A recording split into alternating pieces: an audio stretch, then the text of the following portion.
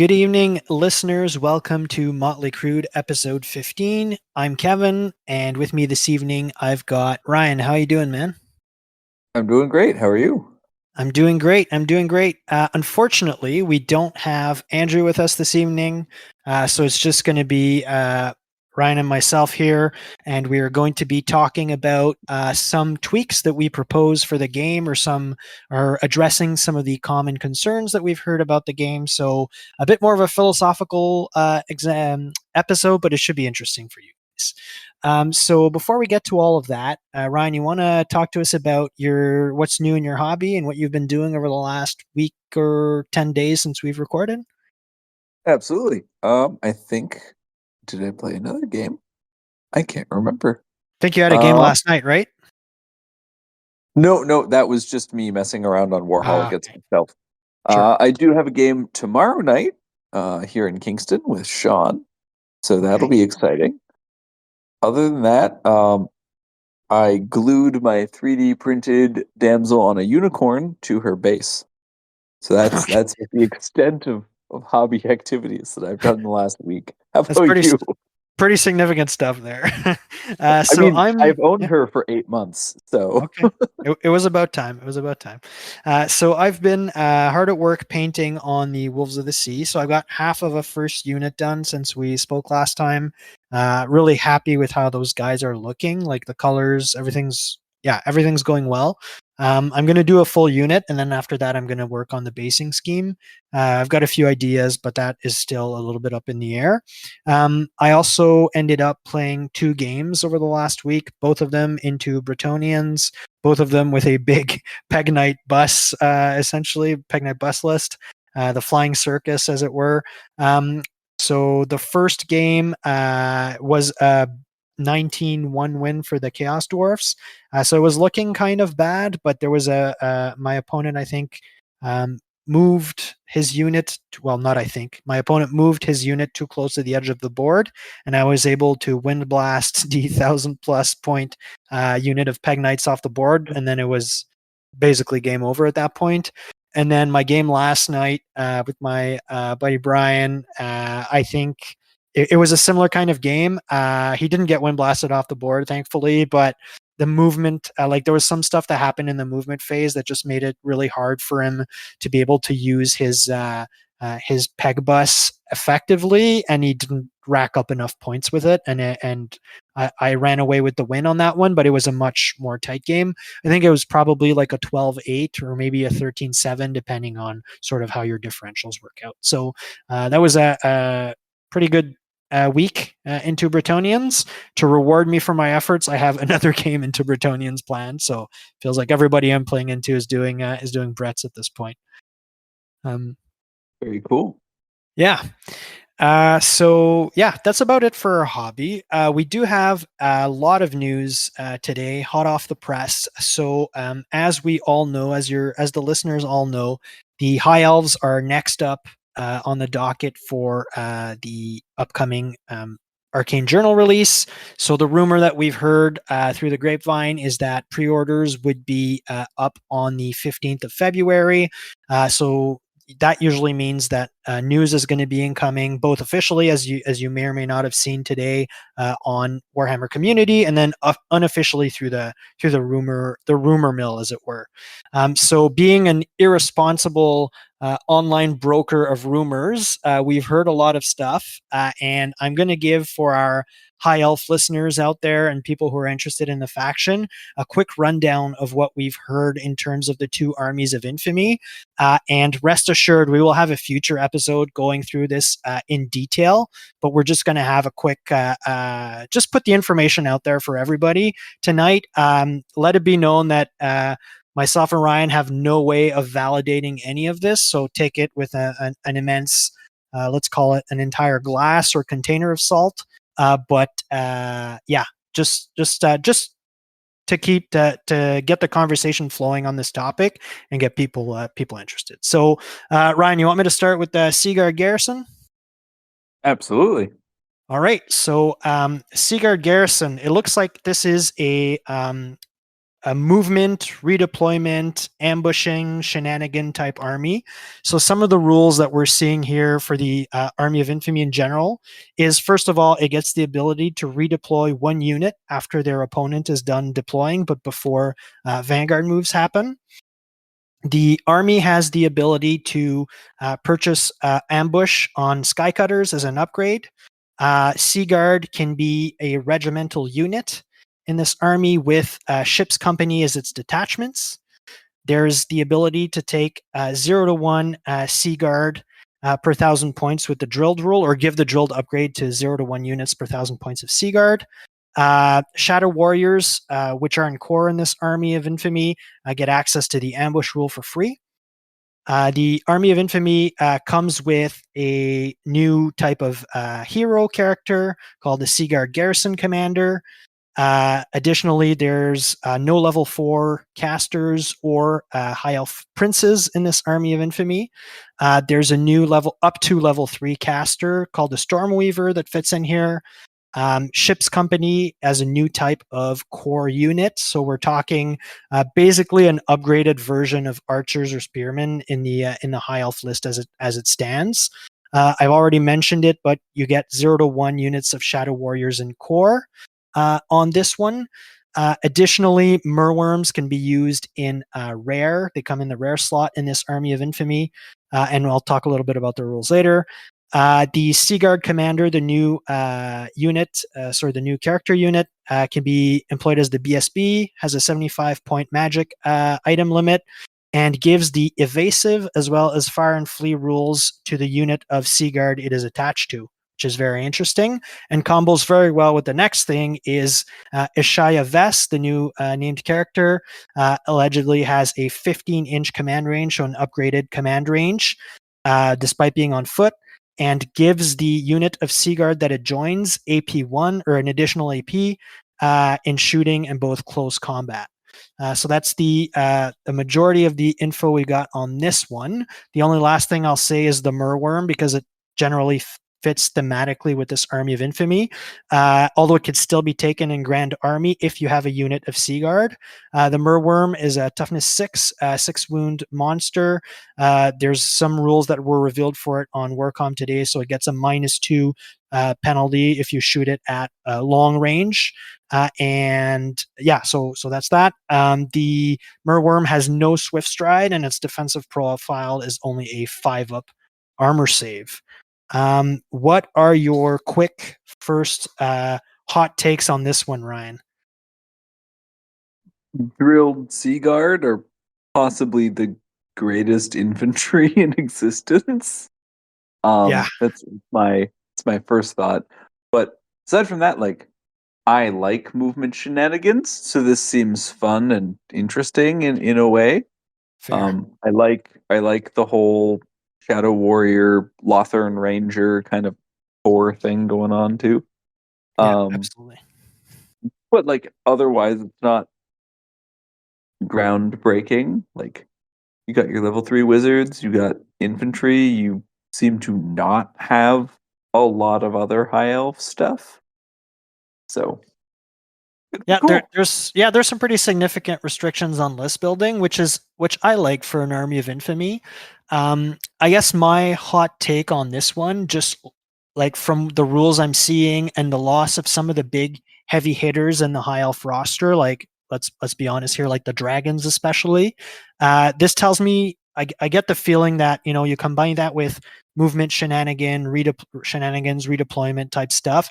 This is a very I would say the skill floor to play this army effectively is going to be quite high, because you're relying on some flimsy-ish units and some movement tricks to stay alive, and you lose a lot of your heavy hitting offensive power.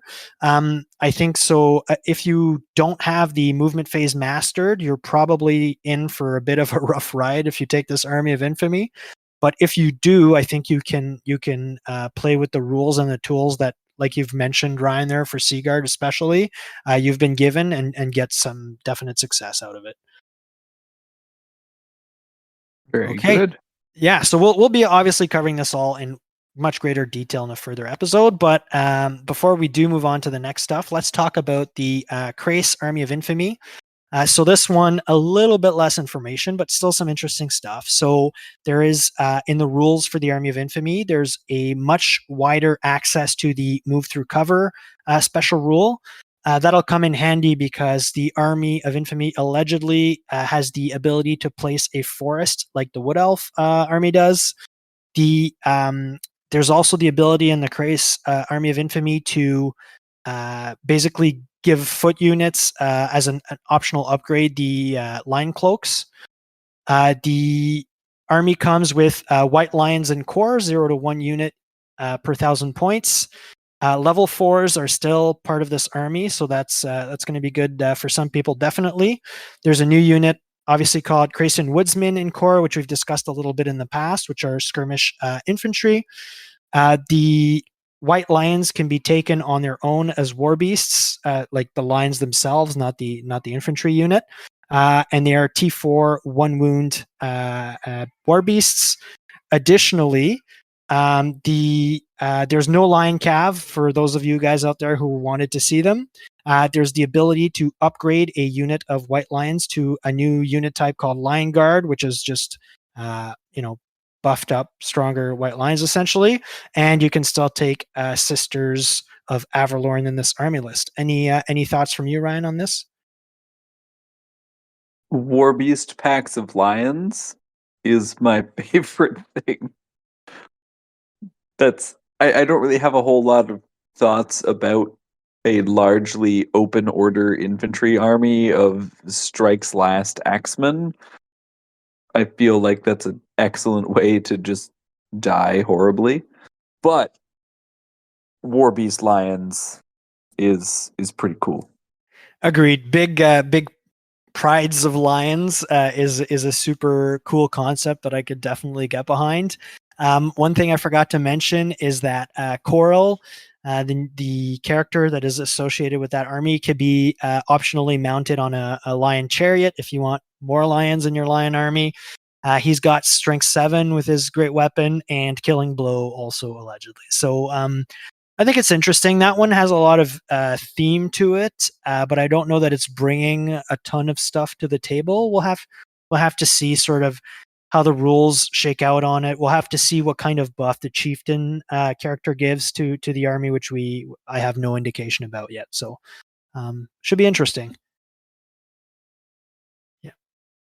Also, Ryan, glad to hear that there's no cavalry army in this or Yeah, dragon that's a themed nice army. thing.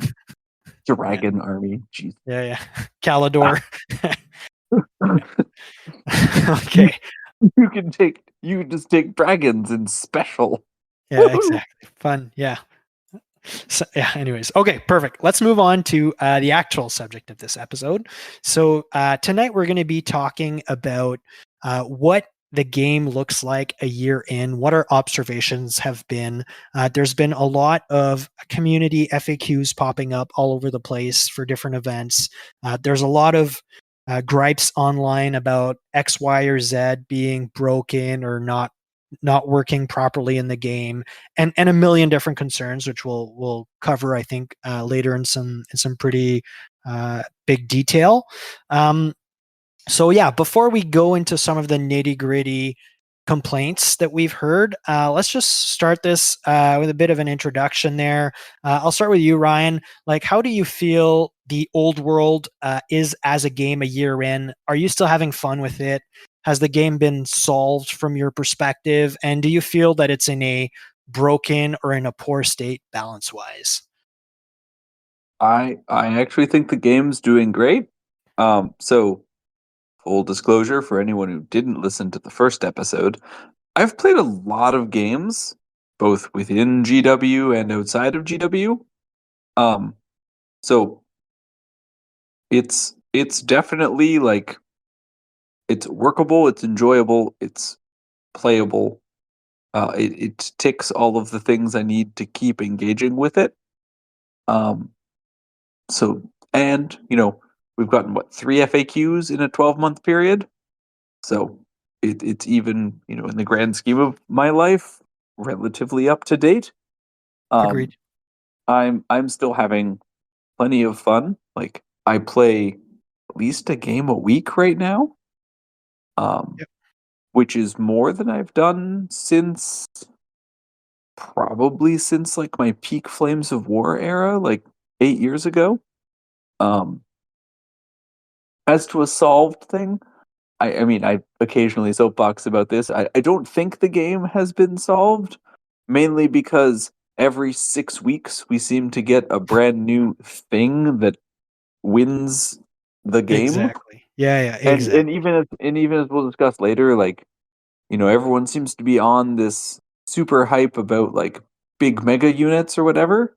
Yeah. And then I've been messing around on Warhol and playing into those big mega units with my like insane MSU, like absolutely terrible Chaos Army, but it dismantles Death Stars Hmm.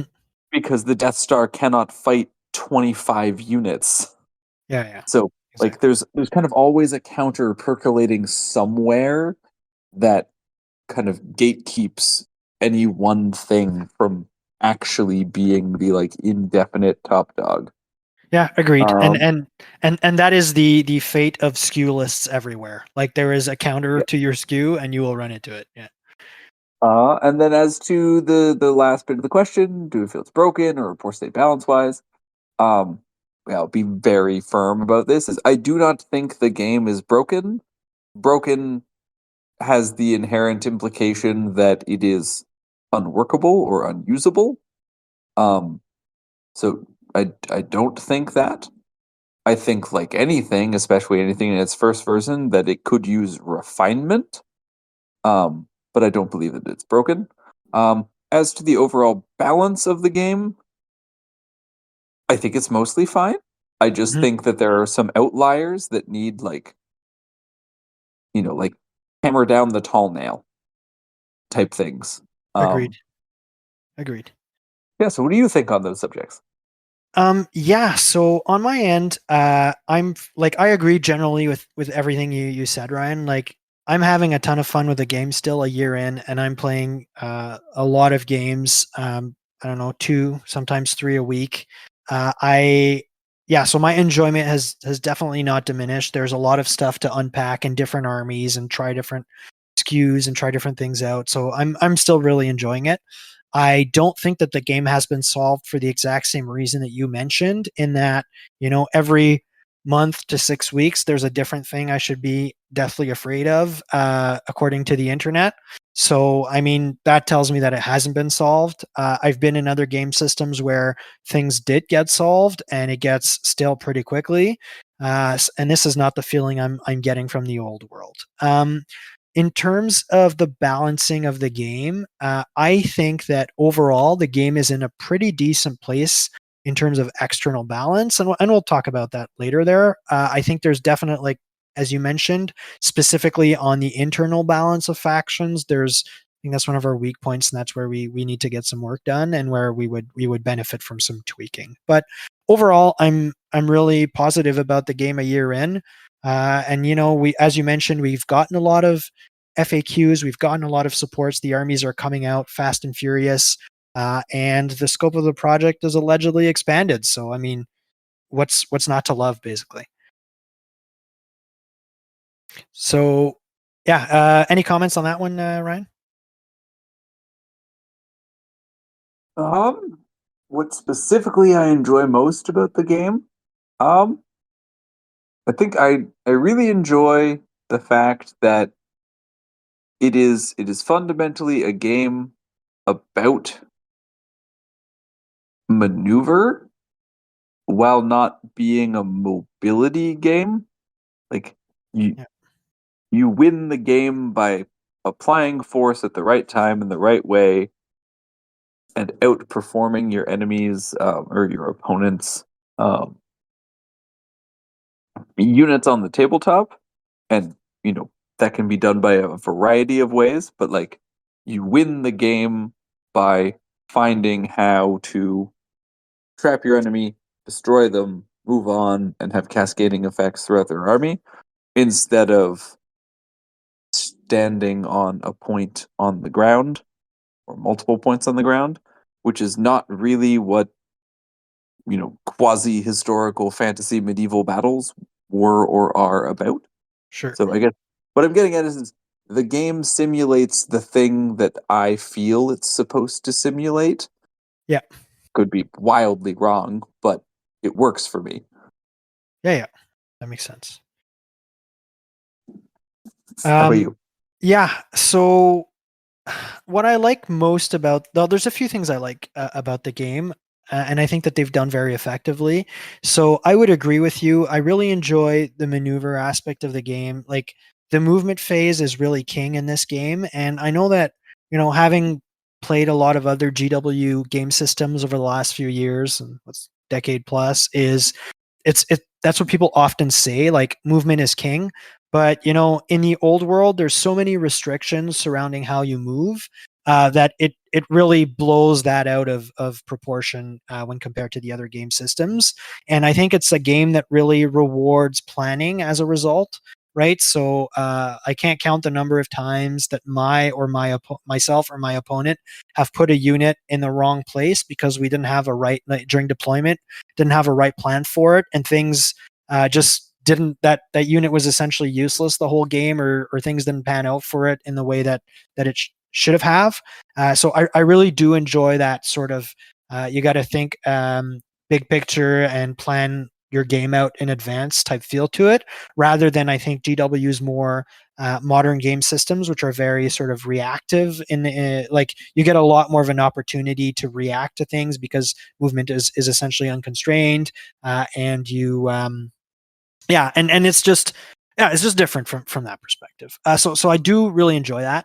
I enjoy the strong sort of narrative drive that there is in like army creation and design philosophy of the game, which again just harkens back to like a previous generation of GW games rules writing that is no longer the case. I feel like current editions of AOS, which is the game I was playing the most before the old world came out, or 40K, also currently a lot, really have moved away from two things. They've moved away from, these sort of RPG influences that used to exist in war games, like, oh, I want, this character to be equipped in this and that special way and have this and that special upgrade and put him on this mount, and like all this kind of really build a bearism with your units and your characters, which no longer really exists, as we moved into something that I would say is more board game inspired, where things come in a box as they're supposed to. Like the box will tell you what the unit will be like, and it'll come with a set of abilities that comes on its data sheet, or its war scroll or whatever, and they'll be there to use that ability, which reminds me very much of a lot of the design cues for board games. And we can maybe also talk about like Magic the Gathering or tradable or TCGs as like another influence in terms of like stacking combos and stuff, which is really big in the more modern design philosophy of GW. And sort of, yeah, so I like the sort of old school writing of it, not from a nostalgic purpose, but just like in general. And yeah, I think they're killing it with in terms of how armies are designed, like how the armies of infamy work. Like I don't think there's been an arcane journal that was released where I haven't said, okay, well, I guess I want to collect Empire or High Elves now. So I guess from that point of view, it's all positive stuff. So yeah, those are some of my positives, like the ones that come to mind forefront there.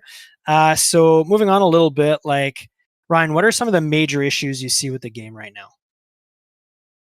So my biggest issue that I run into right now is that um the the imbalance of possible path to victory um in certain matchups, and that's like not even like it's not even like the specifics of like Death Star versus not prepared for Death Star, but just there's some things you can run into where your odds of being able to overcome your opponent drop from like the 40 to 60 range to like the like 10% range.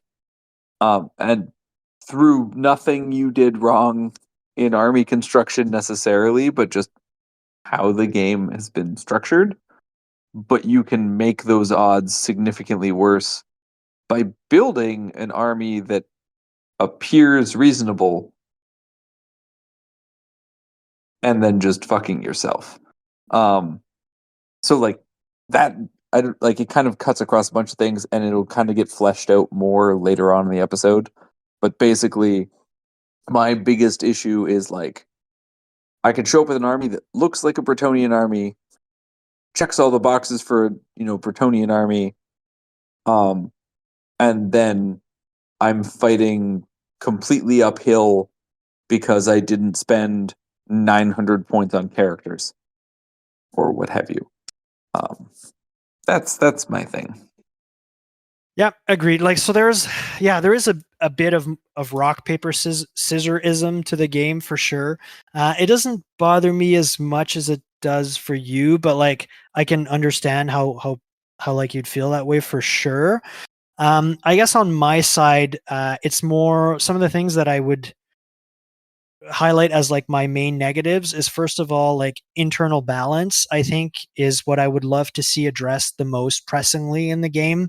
Not that the game has been solved yet in general, but I think in terms of internal army balance and design, like those things are starting to get more solved in a way. And there's a handful of units that sort of carry each faction, and there's a lot of stuff that just gets shelved and left at home because it's not just balanced internally properly, right? There's I'm sure at home your army that you're playing what sort of the three or four things that carry the army are, and in my case, Iron Demons do a lot of work for that army. The Wyvern Black Orc Warboss does a lot of work for that army. As some of sort of the main pieces there, you could talk about Ryan's a Bretonian player, obviously. Like Peg Knights are doing a lot of work in that army. Some really scary characters that you could stack rules on is like another thing. So, I just love to see the game internally balanced inside factions a little bit more effectively. And then, sort of, my second main point on the sort of negative side dovetails from that very closely. And you're going to hear me talk about it at length this evening. But points, I think we are, I'm going to say desperately, but I think we are well due for a points adjustment to the game.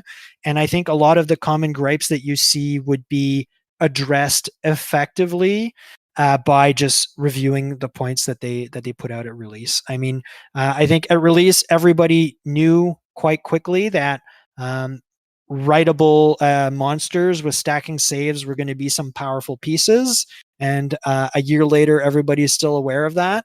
And to me, it's a bit surprising that the points haven't been adjusted at all to reflect their, I would say, relative power level. And that's just one example amongst many, right? Like you can talk about cavalry, and you could talk about level 4 upgrades. You could talk about common magic items that are used all the time. You could talk about how infantry is a bit underwhelming. Like all these things will be generally helped quite a bit along by a points readjustment. So I would rate that as like my second big I would say negative or thing that like irritates me a little bit that it hasn't been done. Do you agree with that, Ryan? Oh, I definitely agree that a nice points pass, and I think right now or the next few months is probably the time to do it, but my gut also says they probably won't do it until all of the original armies have their Army Yeah, of Infinity and model line. agreed. Um, but I think, you know, no more than annually, and this is kind of like a tangent to your point, but Yeah, I agree points should change, but also I've played 40K recently enough that they should not change so frequently that if you like go away for work for 2 months and come back, the yeah, entire game is turned on its head. yeah. Or Um, your army's completely invalidated. Yeah, exactly. So like annually, maybe even every 18 months, yeah, getting a nice kind of smoothing pass over the points, and like they could just do it by way of errata. Like it would just be the Sure. points value is now this. Agreed. Um, Agreed. Yeah. um, I'm here for that. Yeah, if and we'll talk about points later there, but like as just following up on that a little bit, if the plan legitimately is we don't want to break the ongoing combo here, and it would make things awkward to release new points before we release the last two army books or two or three army books there, then fine, I could buy that, no issue. I'm not I agree with you. I definitely don't want them to go to the beat and the rhythm that 40K and AOS have gone down. But I wouldn't even ask for like once a year or something. I guess the bare minimum that I would like to see is just after the game has been released, and now it's been like quite a while, obviously, since it's been released, just a sanity check points upgrade to be like, okay, we thought the game would play out in X, Y, and Z manner. However, we've released it into the wild. People have been finding interesting and novel ways to break it for some time now. We need to reassess some of our initial takes here on pointing and just reset the bubble, level the bubbles out a little bit. And But didn't you know those people are just playing it wrong? yeah, maybe that's the thing. Maybe the inside Games Workshop meta is completely different from the rest of the world. Like the lunchroom meta is completely different. Um, Absolutely.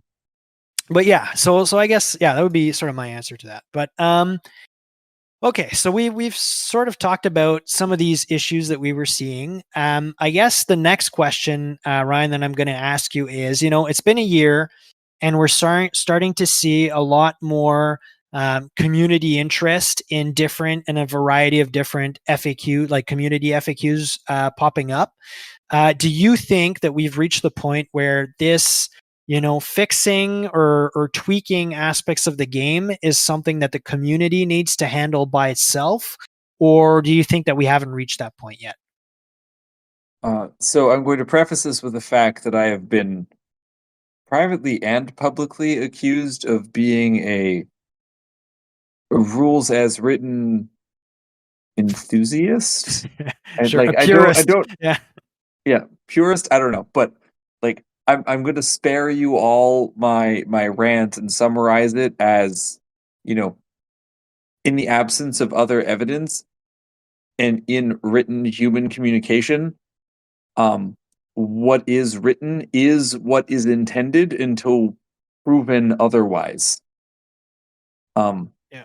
Otherwise you are just adding your own bias to how you are interpreting what you are reading. So that is my rant on rules as written. I will end it there. Um, to that end, no, I don't like this is not 2003. Um, like as I said, we've gotten 3 FAQs in 12 months. Yes, the company has not answered some questions it probably ought to have. Um, and they have answered some questions that weren't questions and didn't need answering.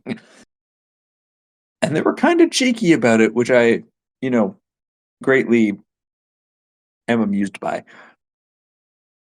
But with that said, I do not think that there is some like moral duty for quote unquote the community, which can't seem to agree what it is or what the problems are, to fix the issue other than in like the most minimalist way possible. Like, I am all here for creating a nice level playing field for an event. If you are an event organizer or what have you, you know, setting up the basic expectations of, you know, there's a couple different ways that people play insert rule X. At this event, we will play it method A, you know, and Yeah. that's fine. I'm not as much of a fan of the rabbit hole of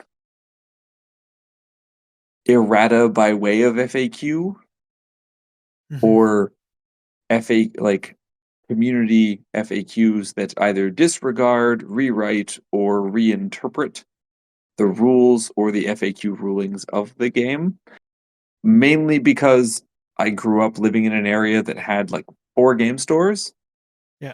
and my earliest experiences with like third, fourth edition 40K, etc., was every single store was playing a completely different game, and I had to effectively keep 4 different versions of the game in my head and remember which one I was supposed to be playing depending on which location I was standing in. Fair. Um, which is just a terrible way to go as those things get further and further apart. And then Yeah. eventually you wind up with localized groups that no longer want to play with each other because they're not playing the quote unquote right way. Just a Sure. I've had a Yeah. lot of negative experiences with that kind of like community balkanization that comes from these things. Yeah. And then I watched it get even worse with the internet and like the 6th edition 40K timeline, Yeah. where you just had like ongoing dung flinging fights between people about different mission sets and comps and FAQs and which one was the best one to use for whatever. And then, my event's using this one, and then a whole other section of people decide to rage about those things. And like you already saw it with Nova and what they chose to do by way of Agreed. comp and FAQ this year. Yeah. Um, and eventually you just wind up with this strange situation where you have 20 different versions of the game going. Agreed. And some people are here for that. I personally haven't enjoyed that at the local level. I don't really have an issue with it at like the regional or international level, but I Mhm. just know like within a single local area, it's just a very uncomfortable community to exist in. Yeah, and I can understand that, especially in a game system where it doesn't have the numbers that 40K has, for instance, right? You can ill afford to break up your local potential play groups along you know dogmatic lines of what is the proper improper interpretation of a rules writing. I guess so. Just to get back to the question in general, like I'm generally against community-driven FAQs and things that of the ilk that rewrite the game significantly or change significant aspects of the game. Like, so I've been personally to a number of different events that are using their own different packs, and like the tournament pack's fine, but like sort of their own FAQs for each event. And frankly, and I'm a person who's obviously paying a lot of attention to this kind of stuff. But like, frankly, I'm at the point where I'm no longer putting in the work to learn the specific FAQs that vary wildly from one event to the other. I'm just going with, if my most of the time these things don't come up, and if my opponent brings up that in their that local FAQ pack or whatever, like, yeah, fine. Like, I'll live with it. It's already past the point where I want to get involved with all these different FAQs. So I think you can hear from that I'm not super pro it. I think most people are kind of in the same boat also, and I get that there's a vocal minority that really feels like this is important stuff that they need to get after, but I think to most people, as you mentioned, Ryan, it just ends up being divisive, and just a bit of a hassle to follow up on. I think a better way to do it would be to sort of if you have an FAQ pack that you've designed and you really like, give it to your judges, and when these questions come up, like, have your judges already have pre-planned answers at your tournament. But I don't think this is something that the broader community needs to know. And I'm not. And full disclosure, I'm not a person who feels the need to know the judge's decisions in advance. If some strange rules situation comes up in my game, and we call the judge over, and he rules something completely different than what I was thinking, like, okay, cool. That's how judges work, and they don't necessarily give you the answer you want, and I'm fine with that. And so I don't need to read an end user license agreement's length worth of FAQ questions to tell me what all the potential scenarios could be like. But yeah, so there's that. I guess the next thing on that one is on this point in general is ultimately I still believe that it's GW and the SDS studio specific responsibility to sort these issues out and balance FAQ, clarify aspects of the game. I think they're always going to have a lot more legitimacy than you and I, Ryan, will ever have in terms of trying to quote unquote fix some of these issues. And I think we should give them the space to do their work. Now, I will say, there comes a point where I would expect them to have done that. And what I wouldn't want to see is a scenario like we have in the Horus Heresy, which is also an SDS game, where that game system is 3 years released at this point, and still points have not been updated, and some stuff that was concerning in terms of balance at the very start of the game still has not been addressed. Like for anybody who follows that game or who's played it, I think everybody's had to house rule how dreadnoughts and how many dreadnoughts you could take in armies because they're just quite out of whack from a points and a rules perspective. So, I mean, I wouldn't want to see that situation in the old world either. It would be harder to do because of we don't have 18 identical or almost identical armies in this game system. But yeah, that would be sort of. I can't tell you guys, after X amount of time or years, like I'm done waiting, but there would be a point where I would wish that they'd done it. They just need to get visited by the Christmas ghost of Alan Bly to deal yeah, with exactly. To sort things out for them, that. exactly. Yeah. Okay, so I think we covered that. I think there's a last quick thing that I want to hear you on, Ryan, before we move on to some of the common complaints in the game right now. So just as a general, putting your opinion out there for the internet, do you prefer that issues are addressed with sort of broad strokes? I'll give you an example. Some of the Throne of Skulls type limitations that we saw and that everybody's raving about in terms of, character point limits to 500 across all armies, 500 points for a single character across all armies, or 1 level 4 per army? Or do you prefer to see very targeted and specific nerfs? We have nerfs or buffs. We haven't seen many buffs yet, but for example, Sisters of the Thorn quite recently, or night goblins early on in the edition with the number of goblins you need for fanatics. Like, do you prefer those very targeted solutions, or do you prefer trying to settle big items in the meta and in the game system through broader stroke moves? I'm going to go with the super non-controversial, nuanced answer of I like both. Okay. I think there are specific things that need to be addressed with targeted corrections. Things that no other macro correction will address, or where simply adjusting the points of the item Yeah. in order to meet the problem would increase their cost into beyond Yeah. irrelevancy. Mhm. But I also think that if something is systemic across the majority of the game, Yeah. that you know a broader brush is necessary for those issues. Yeah. I won't address the specific ones here because I have lengthy rants about all of them as Yes. solutions. Yes. That you've heard too many times, so Yeah. it's Yeah. fine. Um, Yeah, I guess I would agree with you, Ryan. Like I sort of agree with you, but I'm more on the side of targeted nerfs and buffs in as a general rule.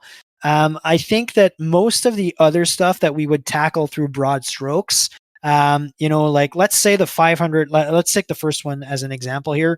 The 500 character, point limit for a single character in your army that was sort of brought in at Throne of Skulls. Like I feel that this is it's an awkward solution to a perceived issue that hits different armies completely differently and will have massive unintended consequences across the meta. Instead of going for those sort of really broad stroke solutions. I would much prefer that the game designers tackle sort of the underlying issues that lead to characters over 500 points in this case being too strong or being a little bit overcooked as far as the rest of the game is concerned. And we'll talk about this in a bit there, but like targeting the ability of writable monsters to stack saves, for instance, or some other rules interaction that makes them a bit too strong, rather than just blanket saying 500 points limits are in force, and then basically impacting 3 or 4 armies and having zero impact on the rest. So yeah, I guess, does that make sense to you? Absolutely. Yeah. I mean, I love to joke that the 500 point character limit is a targeted nerf exclusively to chaos. Yeah, chaos and a few elven dragon factions, but yeah, you're right, chaos. But even then, like, you're shaving 20 points off those dragons. They didn't Sure, cost that much more than 500. sure. So it's the Um, chaos load on dragon. There you go. exactly. And Yeah. the sorcerer So yeah, so that maybe no one's yeah. taking. Anyways, the noise taking. Yeah, yeah, and But I'll yeah, get to these no, points like, I later, but yeah, agree with your overall premise that surgical correction is more difficult to do from the design studio's perspective, but yeah. is the better solution. Absolutely. Fair. Okay, cool. So let's move on to some of the common complaints that we've seen and we've heard about. The first one we've sort of already addressed, but I'll just pitch it right back to you, Ryan, there, to see if you have any additional comments. But the first thing that I've seen and that we've heard online is with regards to balance. So both external and internal balance. So external being, my faction is unable to compete with the rest of the playing field. Looking at you, Skaven players, for instance, to name no one. And then internal balance being unit choices inside my army are so much obviously more efficient than the rest of my army that like it's senseless to essentially take anything else from a competitive standpoint. So do you feel again that the game is balanced in a way that's appropriate, or probably more accurately, that it's balanced enough to be fun while allowing for list building variety? And then, do you have any suggestions to sort of balance things more effectively? Yeah, I'll address this externally, internally, and then the last part. So, Okay. the external side, barring a couple outliers, I think it's largely externally balanced. Um, where things fall off the rails is like the intersection of mortuary cults and literally anything. Um, or because like everything after that, like a giant bus of Pegasus Knights smashes into a giant bus of dwarves that have a billion rules that turn off all of the Pegasus Knights abilities. Yeah. Like everyone's kind of got a thing going there. But then when you get into some of the legacy factions, Skaven, ogres, um, those are the big two that come to mind. They just need a little bit of help in Yeah. the same vein that mortuary cults just needs like a swift kick in the nuts. Yeah. Um, and that's kind of where I think it is. But like everything else in the middle can compete with each other. Like there's always going to be like natural bad matchups in there just by virtue of like the design space of armies and how they kind of oppose each other in a Yeah. sort of color wheelie fashion in some ways. Hmm. But overall, they can all handle each other. Um, but like Skaven just needs to not have 30,000 restrictions on itself Yeah. that Exactly. just make army building impossible. Yep. Or, okay, this is getting into the solution space, but also, if you want to fix Skaven very quickly, make the stupid Skaven support weapons teams detachments Hmm. so that they can do supporting actions when the main unit gets attacked. Sure. Yep. Like that would make those stupid death ball things amazing. Yeah. Um Yeah. so you got that internal balance, Again, I only actually play one army. I'm dabbling in two others, but like I find the internal balance thing, the more units you have, the like harder it is. So like I look at my Bretonians and well, we love to joke like you're only taking certain things. I'm still taking over 85% of the options in the book. Hmm. I'm not taking like 2 units out Yeah. of all of them.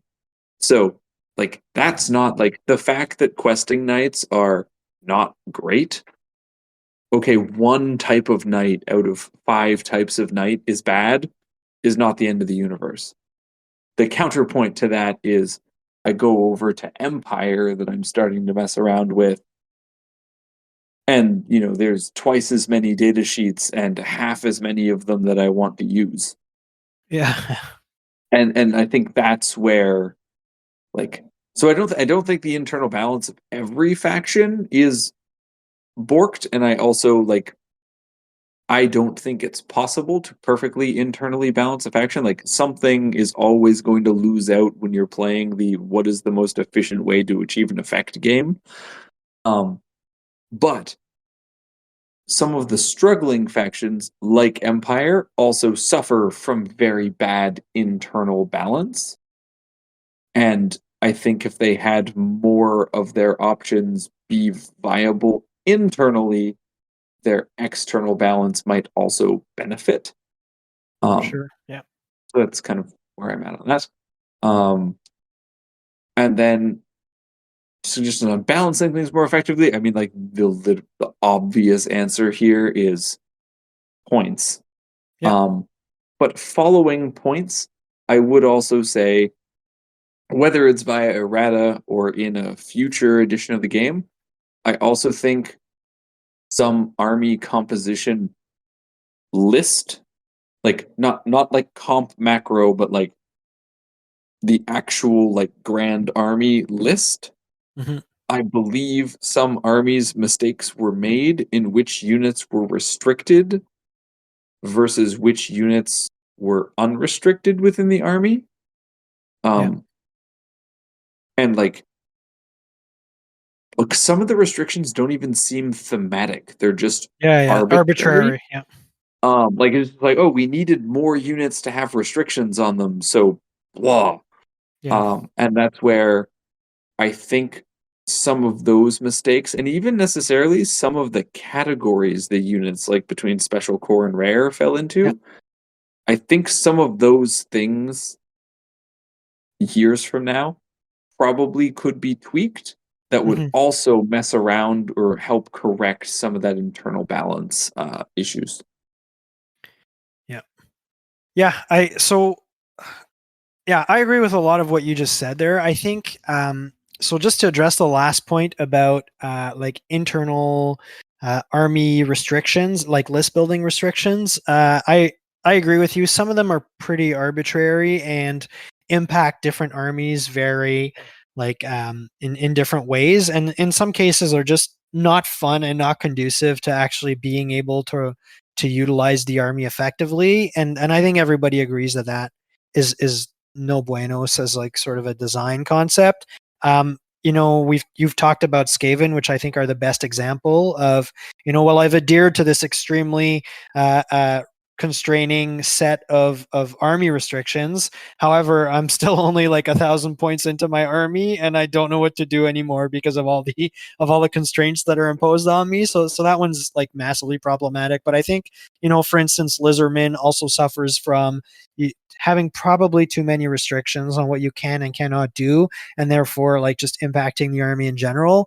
Just like some examples off the top of my head that I think you are right is a way that we could potentially nudge balance in a more positive space by just affecting some of these restrictions.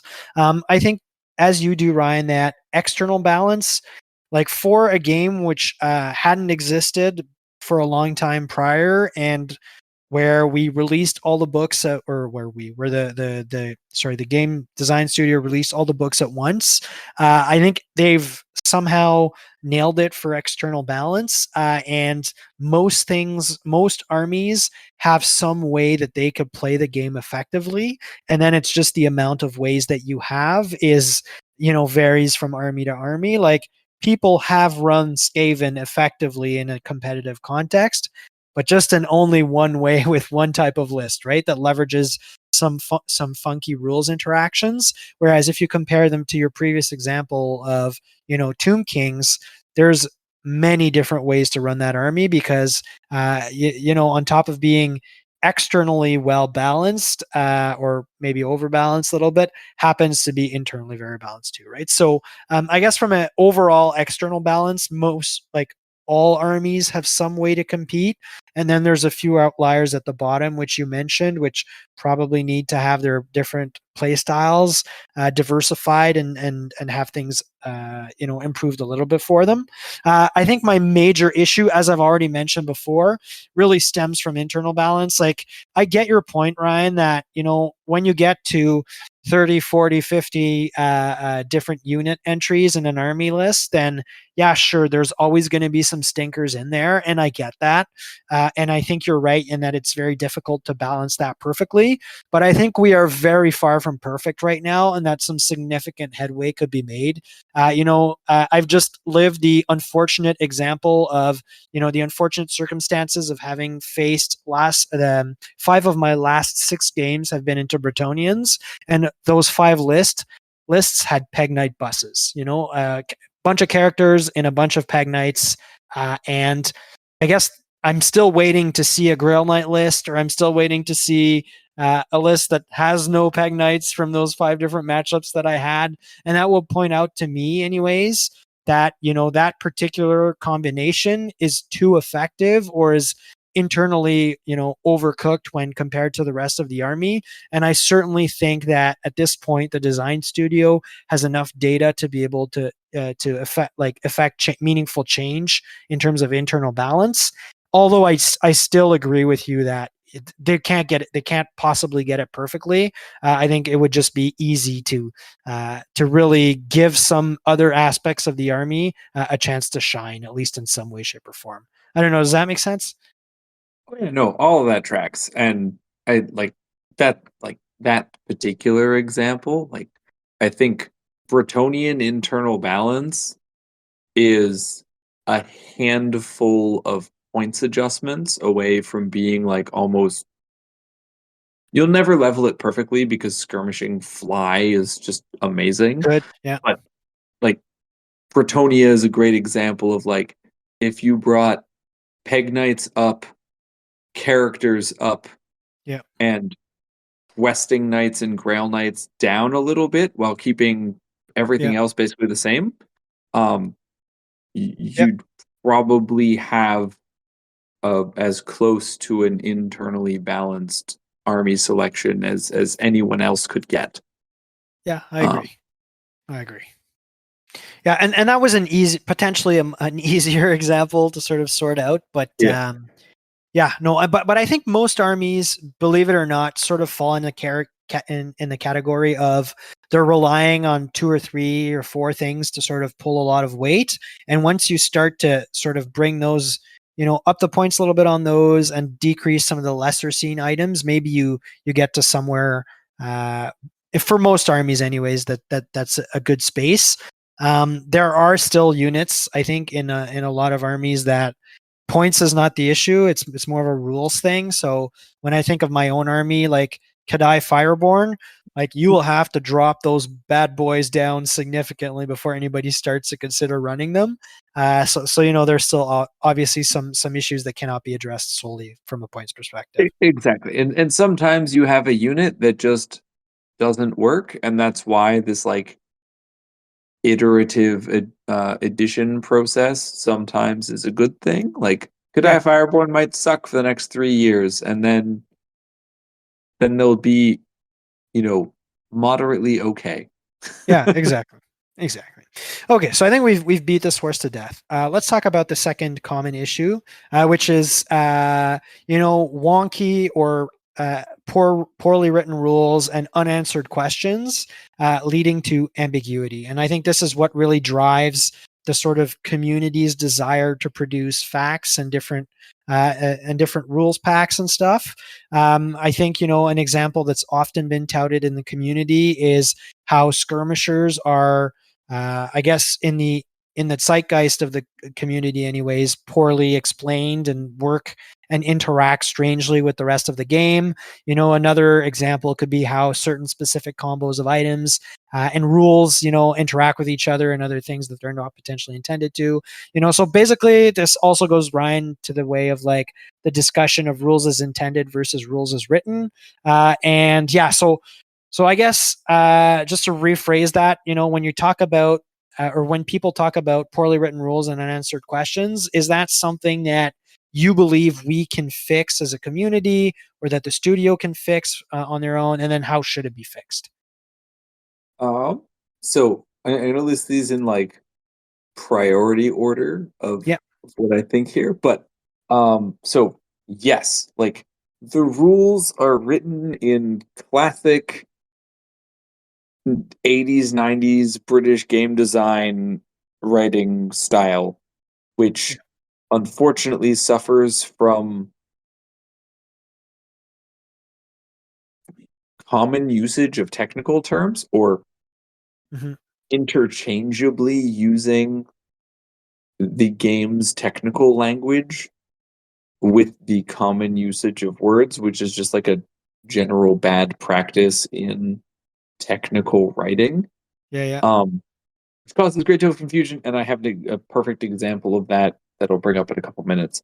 Okay. Um, but it like the solution to that, in my opinion, um, number one option would be the designers sitting down looking at like the pile of questions they've got in from a more like holistic top level view, um and actually doing a designer's commentary where they can sit down and say what we meant by like not answering a specific question but like speaking more in principles. Yeah. And this is where I'll use my example. So um the word formation in the rules of this game Hmm. is absurd. So Hmm. there's a section in the rules on how to form units and what a formation is, how Yeah. to adopt them, how to change between them. Um, and then there's, you know, the rule to reform that tells you that you can pivot 180 degrees around your center and rearrange your rank and files in order to change your formation or adopt a new one. Yeah. So you would think that that would mean refer to the section of the rule book called changing and adopting formations and do Yeah. what it says there. Yeah. Um, until you then look at like the turn maneuver that says you make all the models turn 90-degree around their centers and then, you know, move the remaining models until you're formed up properly Yeah. in a new formation. So there's this like weird dissonance where like they chose to use formation as the technical term for close order, Yeah. open order, skirmish, lance, Yeah. etc. And then employ it in But the then, general way that people talk about formation in well, conversation. Yeah. specifically, Yeah. they applied it using the term that sixth edition fantasy used, which is formation was the shape, the width and depth of your Sure. unit. Yeah. Yeah. So now throughout the book, you have to figure out if when they refer to formation, they're referring to the technical, like, am I in close order and changing to skirmish formation? Hmm. Or vice versa? Or just do they mean I change the shape of my unit? Fair. Yeah. And that very simple, unanswered um, piece of clarity makes the reform maneuver and the fact that the number of free reforms in this game is astronomical. Yeah. Um, it either makes the reform maneuver, especially free ones, one of the most powerful game-changing things you can do with a unit, Yeah. especially after like a fallback in good order or a feigned flight, Yeah. or it just makes it a flexible option, but not like, not my dwarves spool out from a square into a giant line Yeah. um after getting charged, right? So like that that kind of ambiguity, I believe, is best addressed by the designers in kind of a less of an FAQ and more of just a, oh, okay, Yeah. on this subject, this is what we meant. Like a Yeah. straight up game designer's commentary. It's actually working quite well for 40K for the last two editions, Hmm. and it works quite well in the video game space. Yeah. So I think that type of option would open up room for them to answer questions in terms of principles about the game instead of answering hyper specific questions and then leaving the community to like be like, well, does that set a precedent that I have to apply to Yeah. other Yeah. things? Hmm. Which like, so I'll take the lore familiar example, right? Because they answered a question explicitly about the lore familiar and did Yeah. not address any other similar ability. You now have people going, well, if I take the Grimoire of Ogvald, can I swap? Can I, on my Zinch sorcerer, can I swap out one of my spells for blue fire? The FAQ only talks about lore familiar, Yeah. um, even though the wording is the same. You do Agreed. not randomly generate spells; you just know all seven of them. Yeah. Um, but then, this is how people are. They go, well, they only answered the question about one thing and not the other thing. Therefore, common law doesn't exist. Yeah. Um, Yeah. Exactly. so, No jurisprudence in so Warhammer. Yeah.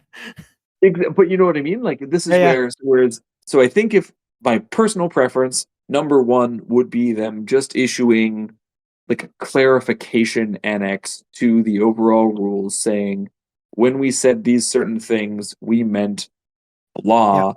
Apply these principles across your reading and understanding of the entire rulebook. Yeah. Number two would just be more FAQ and errata, but that does get a little onerous when like I think the last FAQ they had like three different questions addressing armor saves because they didn't feel like addressing All of regen them. and Yeah. ward Yeah. Yeah. saves in one question and answer. Yeah. Um, and so like that would be the next tier of that ambiguity. Um, the third option being, you know, out of the blue, they just rewrite the rule book and publish it, and I have to spend $70 more to get a new one. Least Sure. preferable. Sure. But more preferable than everyone and their dog with a podcast creates a new FAQ. Exactly. Um, so there's my scale of 1 to 4 right here. Designer's Fair. commentary, more FAQs, new rule book, internet Everybody talking doing heads it solving the themselves. world's Yeah. Yeah. problem. Okay. Um, Yeah. ourselves included. If I ever create an FAQ, please just unsubscribe from our podcast. Man, Um, there's no way in hell I will ever do that. Like, if yeah, anyways, no way. I will not even entertain. Um, um, yeah, I like your, I think you gave some really solid examples there. Like, especially early, just after the game release, like I was certainly guilty of, doing the free reform completely wrong and being like, well, I guess now I'm, facing that way and 5 ranks shorter and open order now, because exactly the issue that you mentioned sort of was how I read it at first. So I think that's a great example. And then not addressing things in a slightly more holistic way when they do answer questions is leading to a lot of discussion that would be very easy to fix. So that one's a bit of a head scratcher. I guess I was much less detailed in my answer than you are, Ryan, but like I generally agree. I guess from my perspective, if they're doing FAQs, you've either got to address it potentially through like a rules designer like commentary, or if you're going to do like the FAQ, give us some more simple yes or no answers. And I think that they sort of unfortunately trip up when they try to introduce some clauses for context and then don't cover the other examples that sort of would flow out of that contextual information and leave it open ended, and then sort of it's always a Pandora's box of how are we supposed to deal with that. And I think your example is really good. It's simple, but it's good in terms of they had to answer the effect of X, Y, or Z on armor saves, and then specifically after on region saves, and then specifically after on ward saves. When adding a sentence to sort of clarify all of that out, or would have made it much simpler. So, and another sort of wonky rulesism that you didn't talk about, Ryan, is the rule book itself. Like, I think what also adds to some of the confusion in yeah, exactly. Adds to sort of the confusion in the player base is finding information is difficult, not because it's not there, but because it's strewn out the whole rule book so in such a haphazard manner sometimes. Like the number of time in my game that I've been like, what is the specific rule that says that when you do X, it applies to this or that way in this fashion? What is it called? So I could find it online, because there's no hope of finding it in the rule book. And so we sort of, and me and my opponent sort of hem and haw about how it's called again so that we could pull it up. And the number of times that I've, opened the rule book and it's been like, okay, this is the explanation for, I don't know, for instance, how skirmishers interact in combat. It'll give you a thing, and then after that, it'll say, "Oh, but how they really interact in combat, you'll find that on page X," and then you got to go to that one, and it feels a little bit like a choose your own adventure novel in terms of finding things in the rule book. So I would really appreciate if they could just sort of maybe restructure that a little bit. I know that's something that's well known and has been talked about a ton, but I think it would help in terms of wonky rules. Absolutely. I mean, it Okay. took Wizards of the Coast like 70 years to figure that out, but Well, um, sure. Fair.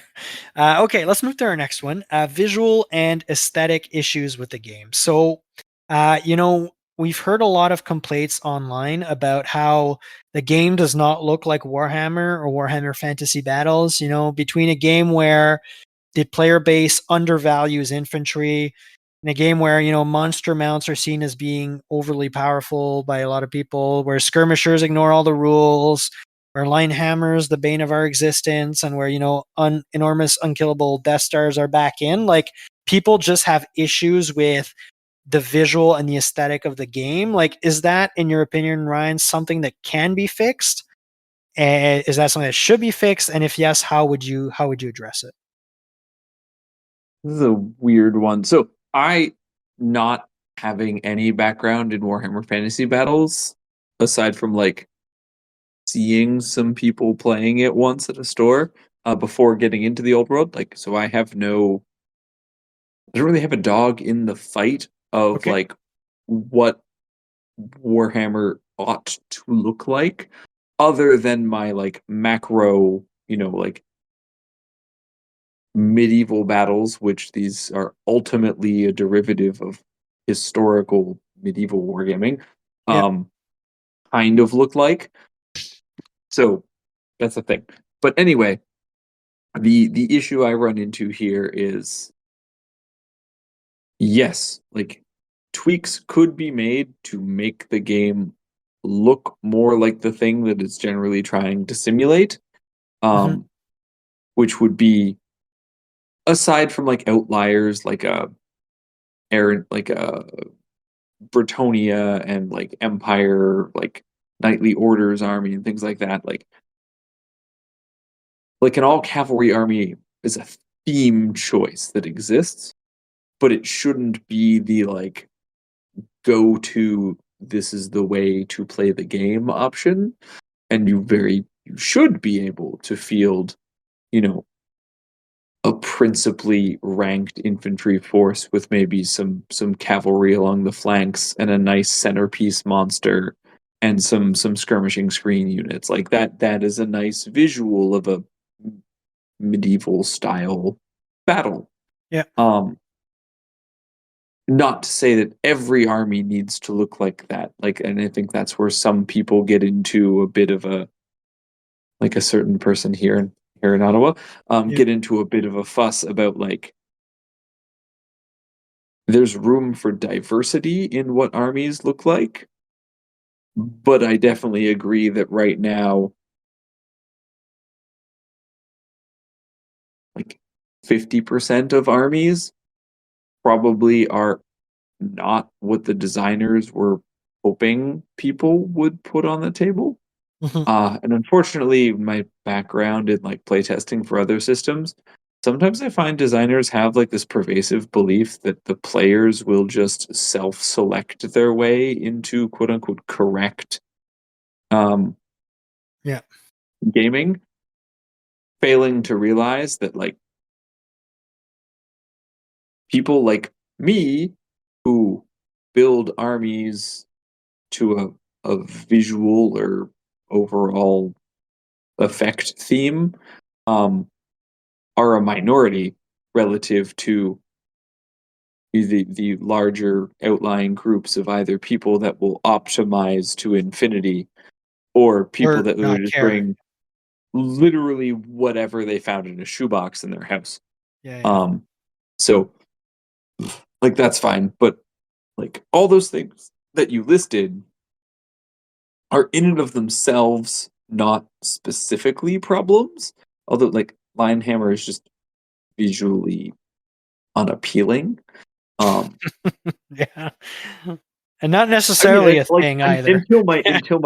until my Duke is like shoving your like 20-man unit of Infernal Guard down the table in a Yeah. giant line. Yeah. But That may or may um, not have happened in a recent game, just saying. it definitely did. Yeah. Um, but it's one of those like that none of them individually are problems, but then like when the whole army becomes one of those things, Yeah. um, like then you're like, okay, like this is no longer Simmer down there. Yeah. exactly right. And that's where, you know, we're going to talk about infantry and cavalry later, so I'm Yeah. not going to leave those alone, but it's more of those like, I don't actually know what can specifically be done Yeah. other than things we're going to talk about further down the stream Yeah. to address a lot of these things. But like, I'm not actually for things like are like units can't be wider than 10 models or whatever. Like I don't think those are productive quote unquote solutions. Hmm. Um, I'm more of a fan of rules mechanics that incentivize you to play in a certain way. So I'll actually pull an example from Bretonia is um, the Bretonian Exiles requirement to either win a challenge against a character or overrun a unit, Yep. like pursue and destroy or destroy a unit and conduct an overrun move in order to get the blessing of the lady back. Hmm. Encourage like you can choose to act against the rules and against benefit to yourself, Yeah. but at the same time, like getting the blessing back is worth maybe being out of position for a turn. Sure. Yeah. Um, and so finding ways within the rules and mechanics of the game to incentivize what right looks like, Agreed. if there is. And sorry, I haven't addressed my other caveat to this is maybe the designer of the game actually wanted us all just smashing dragons into each other and running around with cavalry. Who Yeah. knows? Maybe the old world was just a very cavalry centric military era in the history of Exactly. the Warhammer world. Yeah. Yeah. Like that might just be a thing. Yeah. Um like so I don't buy into the argument that just because insert edition here looked like X that the old world needs to look like that. But I Agreed. do agree. Yeah. I feel Yeah. like multiple medium-sized infantry units supporting by other things would certainly be a different and interesting game to engage with from the one that I'm currently experiencing playing. Sure. Yeah, and I think that getting to that space would require a number of changes that are not necessarily um, addressed really well by like the visual aesthetic issues that people are bringing up. Like, it's a bit of a case of like, what's your real issue here? Like what's really bothering you about this? Because it's probably because if you want to get to the game that you just described at the end there, Ryan, like you need some significant changes and not just, Yeah. making the maximum amount of units you can have in a line. Like that wouldn't bring you to that point, right? It would just stop some maybe most more egregious things, but it wouldn't bring you to the game you just described. I guess from sort of addressing this question from my perspective, I guess my take on this is like this one is, as you mentioned, super hard to fix because it's not very concrete when people talk about it. So, if I summarize a little bit some of the concerns here, there are too many monsters, and we don't want to see, we don't want to see that many centerpiece models. There's too much cavalry. There's too many skirmishers that break the sort of rules of the game. If you take infantry, make sure you don't put it in a line. Also, don't take too big of a unit of infantry, So, like, I guess at the end of that, you read all those restrictions and you're like, okay, so what am I supposed to take here, right? Like, this is Yeah. extremely I prescriptive. want you to take large units of infantry, but not too But large. not too large and not too strung out. And so basically what you need to play, Kevin, is 3 units of 20 to 30 models supported by a few characters and 1 or 2 skirmishing units on the side. That is what you need to play. But like, I'm not sure that makes for a really good and engaging play experience because there are people out there who want to have, like, I think every person who's bought and built a Bretonia army wants to have a bunch of knights. Like, that's just, like it comes with a territory, right? And like the Skaven player wants to be able to take 100 clan rats because he's a Skaven player, right? So like this is really difficult for me to like. I don't think there's a way to address it holistically. And I think making the game that some people are requesting, where I used to be able to take 3 units of state troops and do just fine, and the game should still be like that. Making the game like that now would require such an enormous amount of changes to how everything else interacts that essentially you just have to break everything down to the point where there's only a few viable options left at the end, and I think it would just be an absolutely horrendous experience.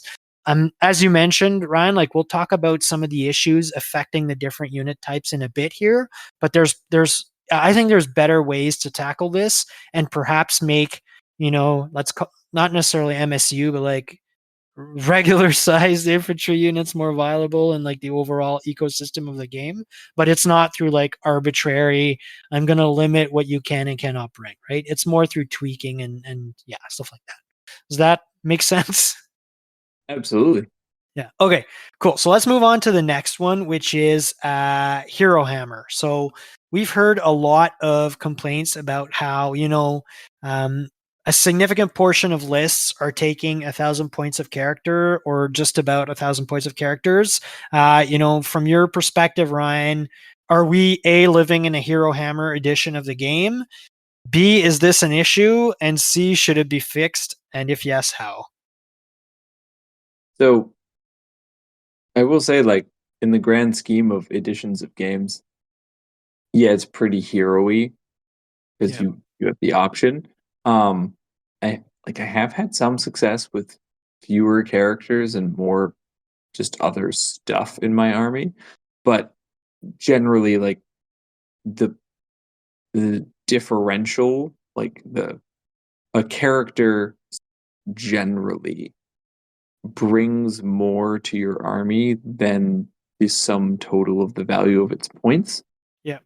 Um, so then being able to bring like to be able to bring 50% of your army to have an effect equivalent to 75% of the cost of your army, and then still having another 50% of your army, like you now have 125% army in terms of damage that you deal to the opposing player. Yeah. Yeah. Um, So, like, I think that inherently leads into a hero-centric kind of army. Um, Now, is that an issue?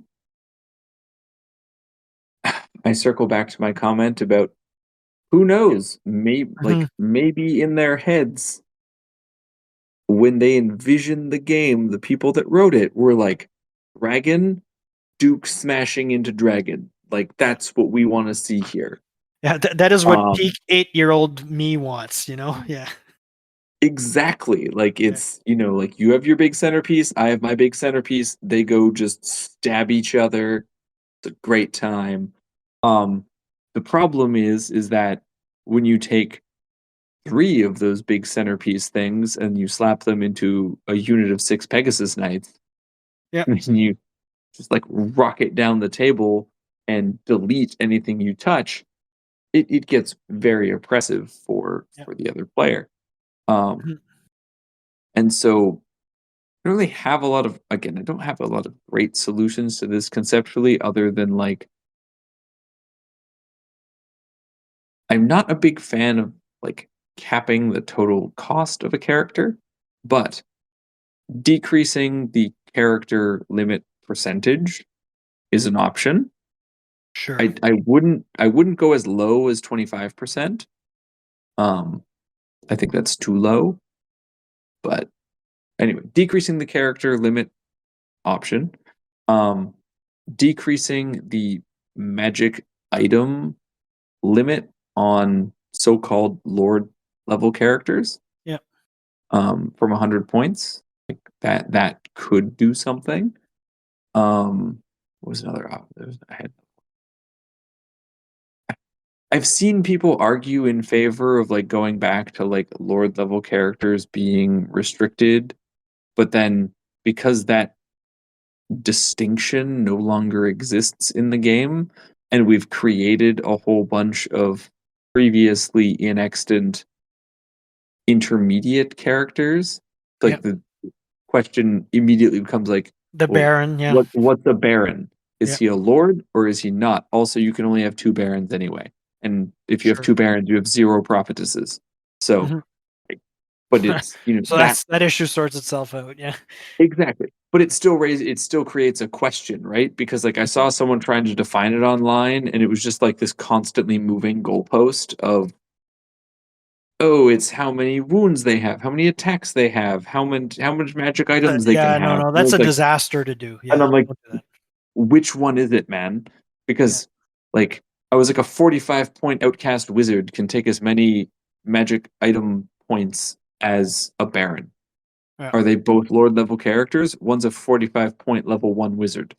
Yeah. Like um so like I think that's too convoluted of a solution Sure. to No, no, implement. it doesn't work. I agree. Yeah. But I do also circle back to my like my original comment about, or my comment way earlier about the army composition lists maybe being too unrestricted, Mhm. and maybe when they redo it down the road, maybe you shouldn't be able to take infinite wizard lords or Sure. you know other things. Who knows? Yeah. Yeah. I Um, think, yeah. I mean, y- you've given me certainly a few things to think about there, Ryan, but from my perspective, I agree with you that this is quite hero hammery, but I think the community in general is kind of missing the forest for the trees on this one. And what I mean by that is, it's not that heroes specifically are so strong that they tend up to players tend to fill 1,000 points worth of random heroes in their army. It's more that specific, what you and what we all describe as lord level characters are so disproportionately powerful that those guys end up taking the most of the lion's share of that 1,000 points, right? Like, let's yeah, say, in chaos, right? The issue in Warriors of Chaos, the issue is not people taking three aspiring champions and doing silly things with them. Nobody does that. The issue is a 600 to 700 point dragon that is potentially the single most powerful piece in the game, to the point where most people are running that because it's like again, its internal balance is so wonky, right? So I think the issue here and the solution here is not decreasing the percentage of the army that could be used, that could be characters. It's, maybe like limiting some magic item, like limiting magic items would address that in a sort of uh, in a like circumspect manner, or or limiting access to common items to certain types of characters, all that kind of stuff. But I think ultimately the real issue here is that we have certain characters in each army that are just vastly outperforming the rest of the characters and the rest of the army, frankly. And those guys need to be addressed directly, rather than just broadly saying like, oh, well, we're going to make a 500 points only of your army. Because if you make the Chaos Lord on Dragon to Chaos Dragon, to stick with my previous example, either significantly more expensive to reflect its actual value in game as a piece, or you decrease its ability to select a number of wacky combos that make it a pretty pumped up piece to have on the game board, then like the things will balance themselves out, and people will no longer be taking 1,000 points of characters in their army. They're not just going to replace that. Like, nobody's going to replace that Chaos Lord on Dragon with, as I mentioned, 3 aspiring champions and I don't know, a bunch of level 2 casters. Like that. Again, Chaos it's Lord on Manticore is new meta. maybe, maybe. But do you understand what I mean? Like, I think Yeah. this is No, something that, yeah, sorry. I totally agree with you that like if you just make the outliers more expensive, Yeah, that also helps. Like if exactly. you made a Duke 200 points base instead of 175, I'd still take him, but that's like a whole banner I'm not taking somewhere else in my army now. Exactly, right? Yeah. Or potentially make some of the virtues, more expensive, or I costed mean, differently, the or good yeah. ones are already ridiculously expensive. Sure. Okay. So yeah, you're right. You're right. But you know what I mean? Like, essentially the Duke is just over effective for like, is too effective for the price point, meaning that it just tends to be super valued by the player base, right? So okay. So Absolutely. I think we've addressed this. So I guess our consensus is it's not necessarily the points percentage that's the problem. The problem is a little bit more unit specific than that. Okay, so moving on, the fifth large concern that we see, or common concern that we see online, is the infantry conundrum, as I've titled it here. So the player base generally agrees and thinks that melee infantry is in a rough spot. Do you think that assessment, Ryan, is justified? And then, sort of what makes infantry so difficult to play effectively, and how would you resolve the situation? So as the guy that brought an exclusively infantry Bretonian army to a GT and Yeah. then lost all of my games. Um, I will say I lost all of my games, but 5 of the 6, or yeah, it was 6 rounds, Yeah. 5 rounds. 5 rounds, 5 rounds Anyway, CTC. Yeah. so 4 of the 5 games, um, like my opponent didn't get better than like 13-7 off of me, so I lost, but I bled them for it. Yeah. And just that is where I take pride in this. But um ultimately infantry suffers, or to use a specific example, ranked melee infantry specifically Exactly. Yeah. Yeah. um, Specifically. suffers suffers from um a couple things. Firstly, like generally not being able to dictate their engagements. Um However, that is just an inherent, like, Yeah. it's one of those, like, it's not a bug, it's a feature, because that's Yes. literally like The lot in infantry life of, yeah. like in in the paradigm that is medieval warfare, um like infantry were the defensive half Yeah. of the mixed arms infantry cavalry situation. Um, but so like picking their engagement is always going to be an uphill battle. That's just a whole thing. However, when we get to the cavalry part, I do actually have a bunch of suggestions about how to keep cavalry good, but like tone them down a bit. We'll get to that later. As to how to bring infantry up. So they suffer from not being able to pick their engagements. They suffer from the fact that the rules generally favor or significantly favor the charging party. Yeah. Um, Doubly so when that charging party is cavalry.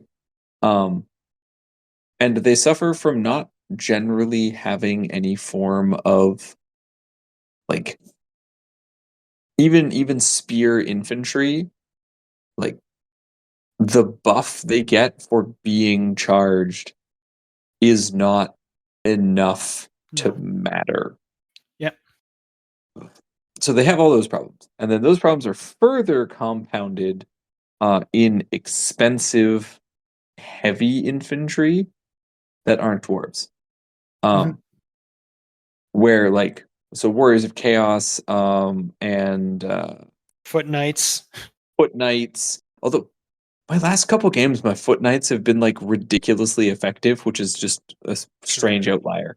Um, like just like tanking a Night Goblin boss on a squig for like 4 turns straight with Sure. 5 of them. Like it was just weird. Um, they only had hand weapons.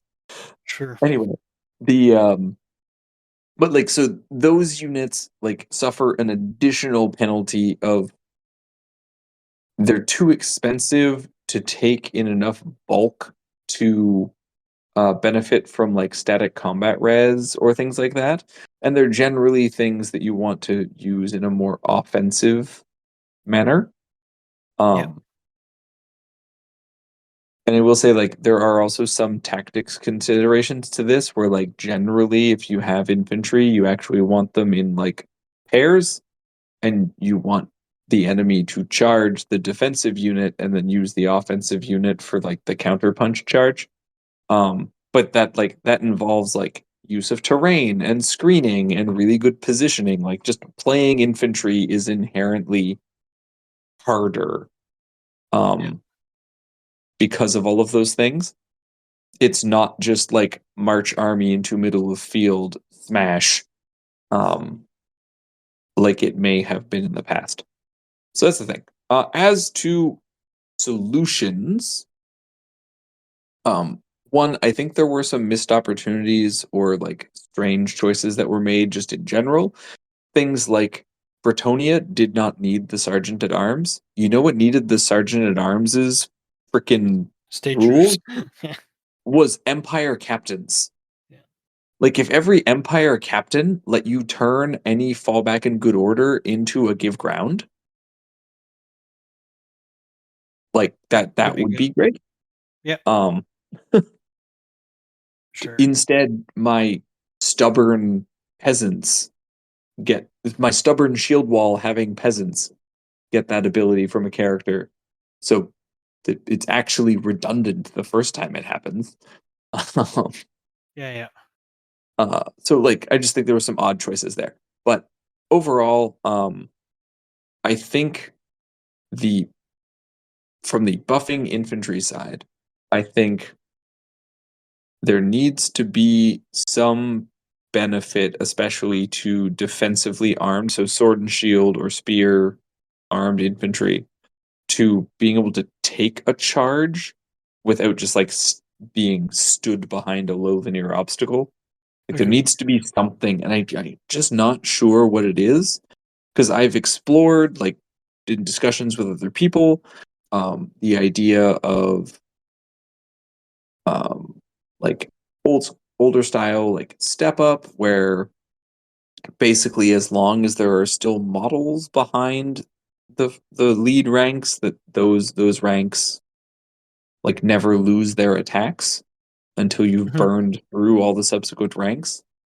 Um, but then like then you significantly devalue both the benefit of charging and the benefit of high initiative. Um, to the point where like 6-man like lances of knights would become nearly useless against like a 10 wide unit of Sea Guard. Hmm. Um, they're already not great into a 10 wide unit of Sea Guard, but It's a very specific example. Yeah. well, yeah, but like the point being is like you kind of can reduce into absurdity the problem where you know Yeah. or like your great weapon armed guys are now just never taking casualties in the front and always getting to attack back. So what's the Hmm. trade off? So Yeah, there's that. exactly. Yeah, yeah. And And and then I yeah, sorry, go ahead. oh no, I was gonna say, and then like I've seen other arguments for kind of like just all infantry fight in two ranks. And I'm like, oh, okay, cool. That doesn't solve anything and just makes line hammer. Oh, instead of having Yeah, 10 yeah, wide, now I just have 20 dudes 10 yeah, wide. exactly. Um, Actually, it probably strengthens Linehammer, frankly, yeah, it because just makes you it you two can line. maneuver more effectively, and you're just like, yeah, you're getting the Yeah. same number of attacks. Yeah, exactly. So Um, like, yeah, so I'm just kind of at a loss on like what it is because the solution can't just be more static combat res no, because well, that's not fighting. yeah, Um, but at the same time, yeah, I just don't know how to make them like more resilient. And hmm, I also just don't want to be like, hi, maybe you should start using screens and counterattacks, and not just expecting your single infantry block that you plopped down and provided no enablers to just be able to tank a cavalry charge. yeah, But that's like hedging into like get good space that I don't really want to go into. agreed. Um, Yeah. So like I have a lot of thoughts on this one, Ryan. I think that it's not necessarily like if we're looking for the one solution that fixes the problem, we're probably like this is not so okay, let me rephrase that. The problem with infantry is not fixable by a single rules change or a single item. yeah, It's the result of the interaction of many different things in the game right now. It's the result of, as you mentioned, the charge being heavily favored and not having really the ability to charge. It's the result of some points cost that don't effectively reflect the value of a single infantry model when you take everything else into account. It's the result of their low ability to maneuver in general. Like there's just a lot of factors that make a unit of 10 to 20 to maybe 30 infantry models just not a very viable thing to bring to the game. And I think that we're going to be, like they just suffer from essentially like they're on the wrong end of the rock, paper, scissors balance, thing that's happened through rules and game design. And they're just suffering for it, right? Like, and my point is that if we try to find a single thing to make infantry great again, sorry, that was maybe too soon right now to pull that out, but just to pump up infantry to the levels we want it, like we're just not going to find it, or it's going to involve breaking yeah, so many other things that it's not going to be an effective solution or a solution that we actually want. So what I would propose instead is just a number of different tweaks that all, marginally make infantry more viable, and when taken holistically don't destroy any other part of list creation, but just make infantry slightly more palatable to the point where people want to bring more of them.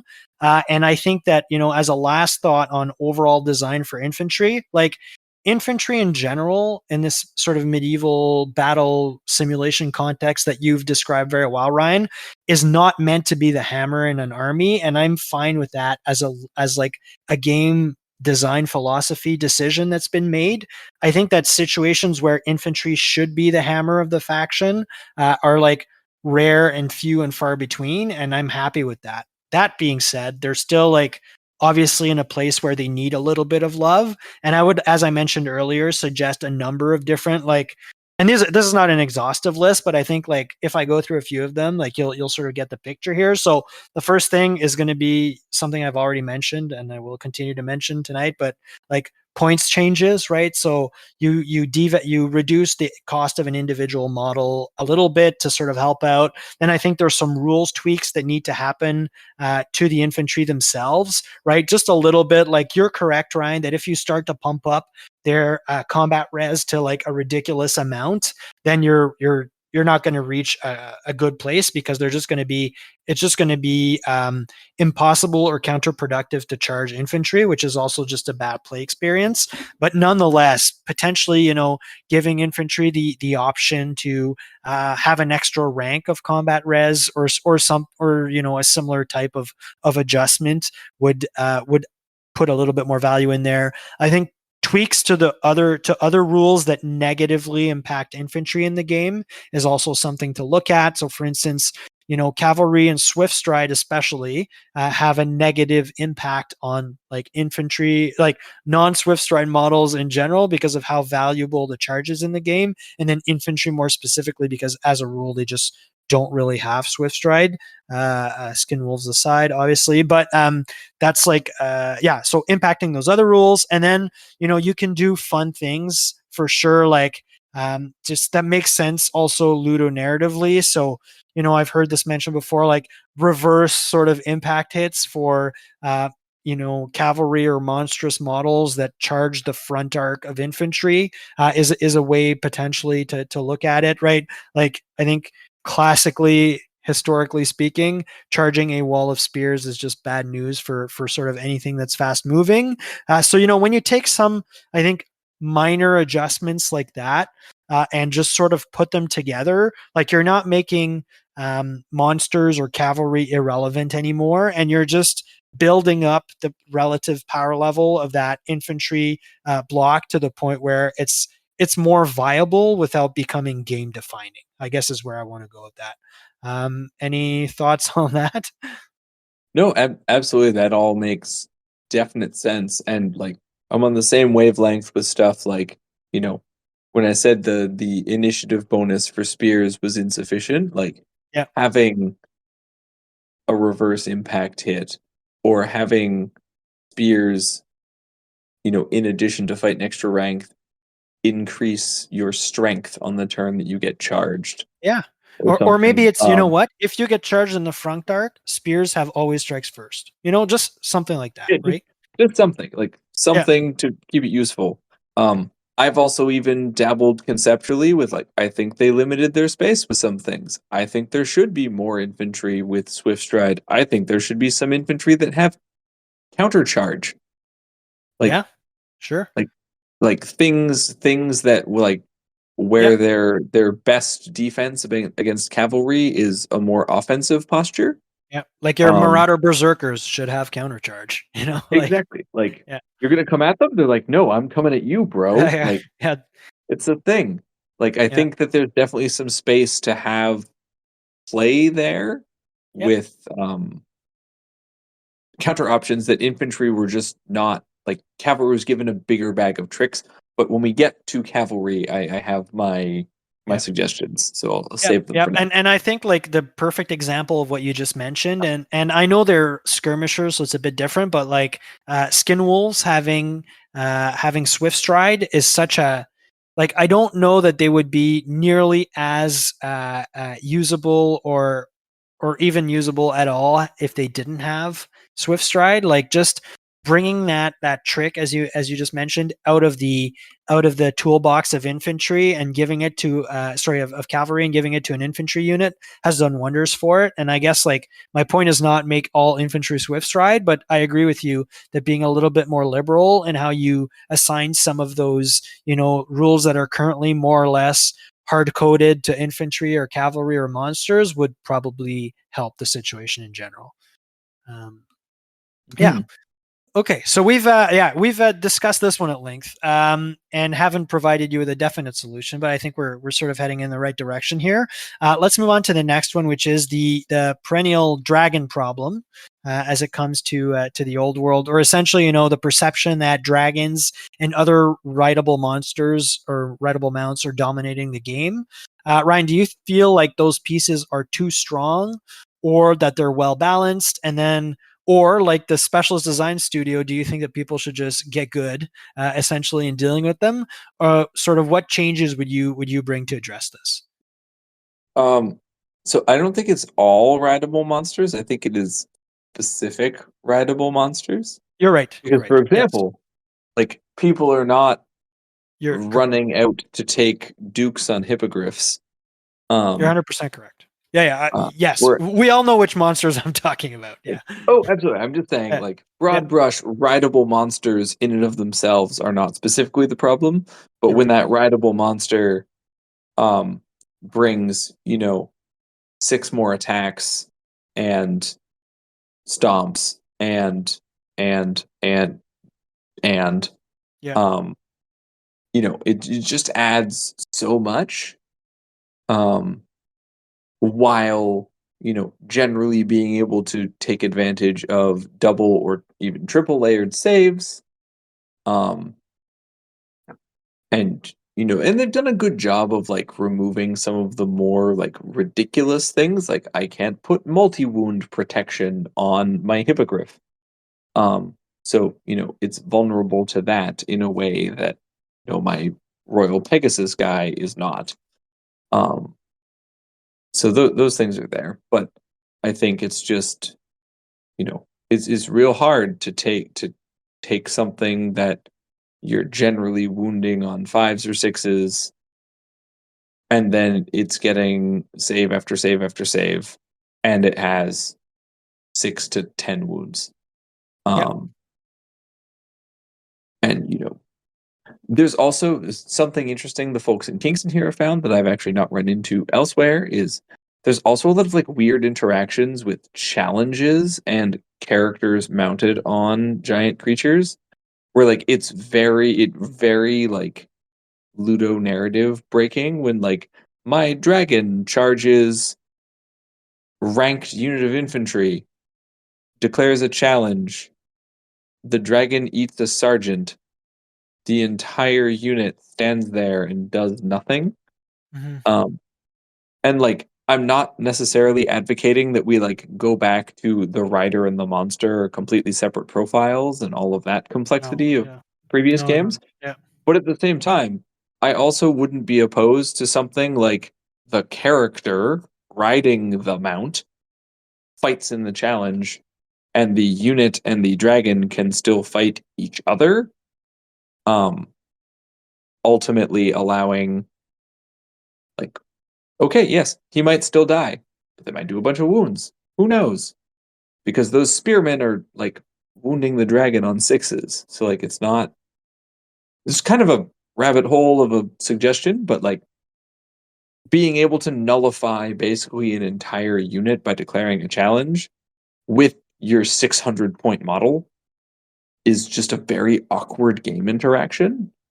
yeah, And unless you have the ability to be static combat res 7, where you automatically win that fight because they can't overkill enough to beat your combat yeah. res.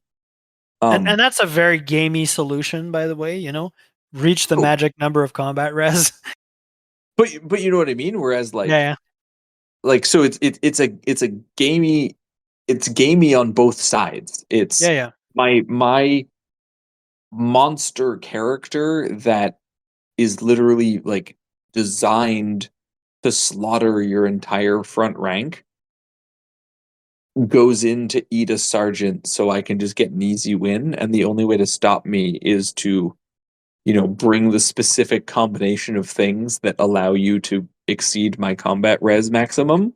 yeah. hmm um so like it's just gamey on both ends, and I don't know, like maybe if you're mounted on a behemoth you just can't issue challenges or accept them.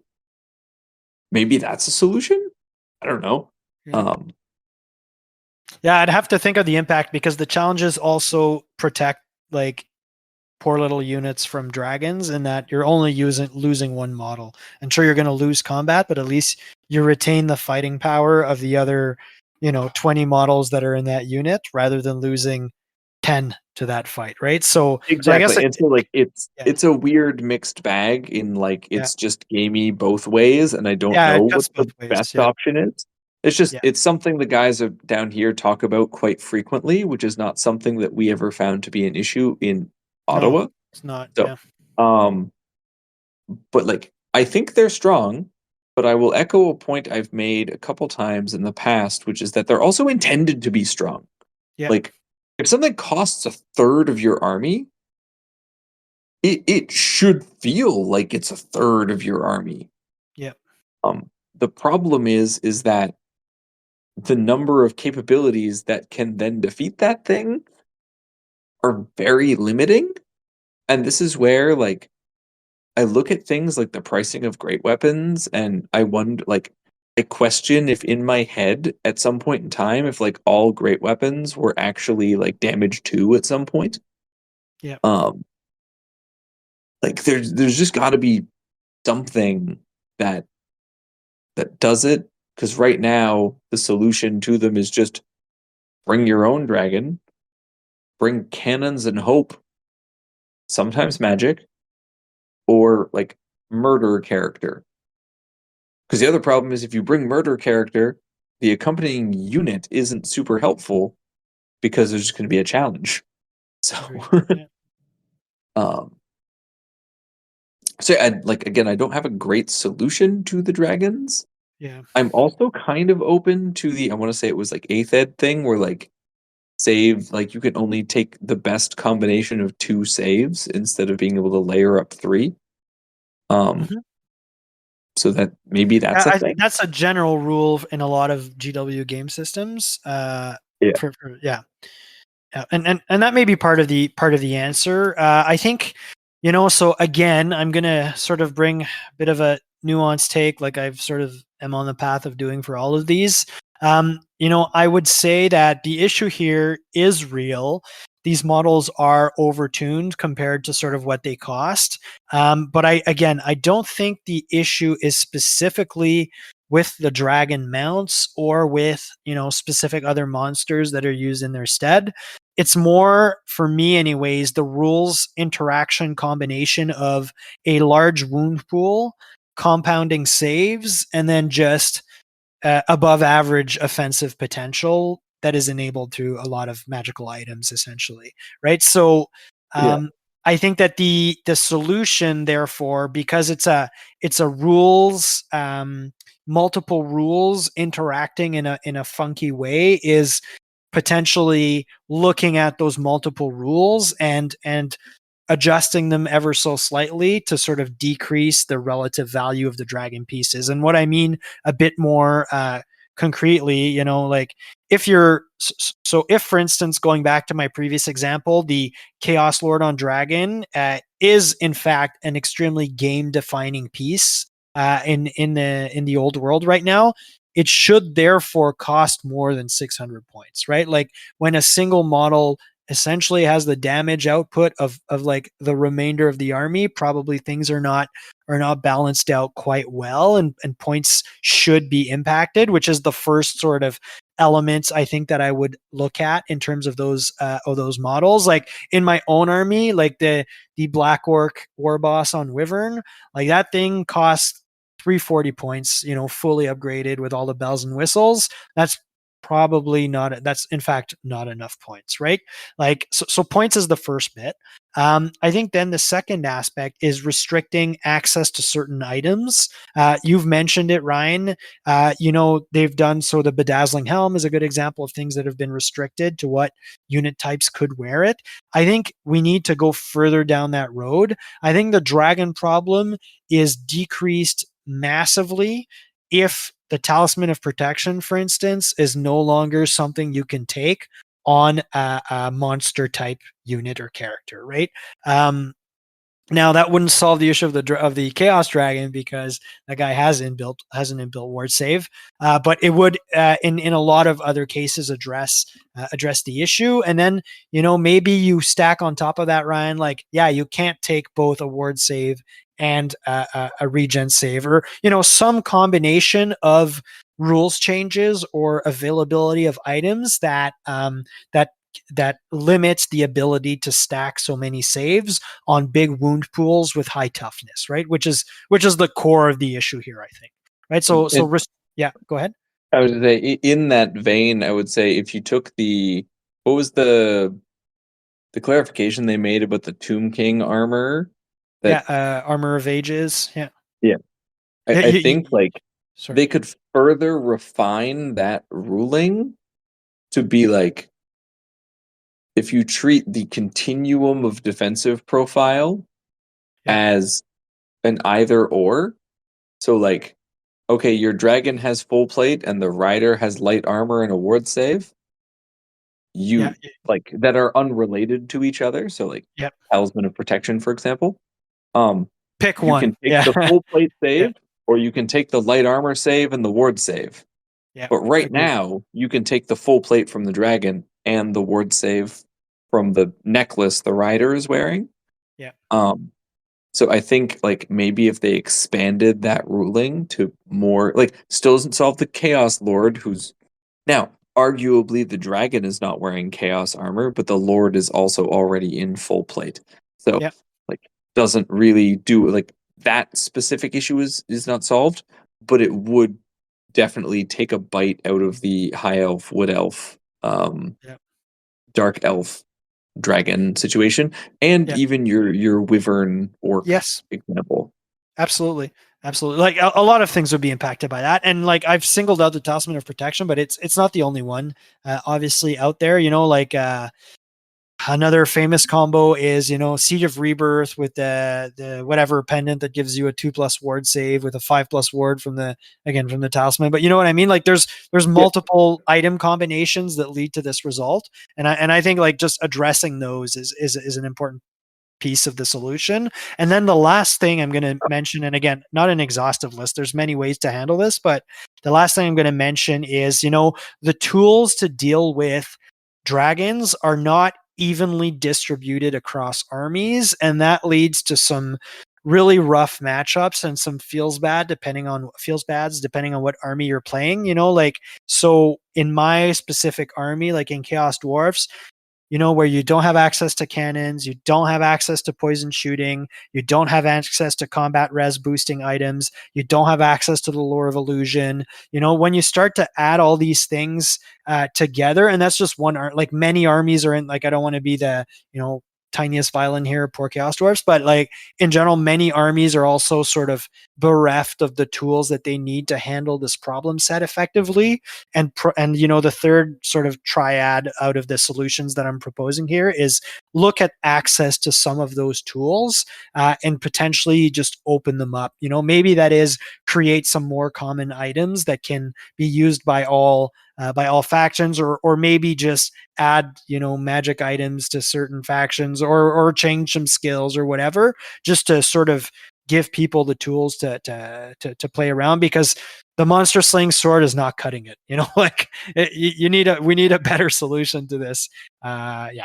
So yeah, does that, again, Ryan, like, it's not like there's one thing we could do here. I think it needs multiple levers adjusting the dragons overall. Yeah, I'm good with all of that. Okay. Next one is level 4 wizards. So, people often describe level 4 wizards as an auto take. And unless you're playing dwarves or an army of infamy that specifically prevents you from taking level 4s, basically everybody, except for a few Bretonnian lists, are taking level 4s.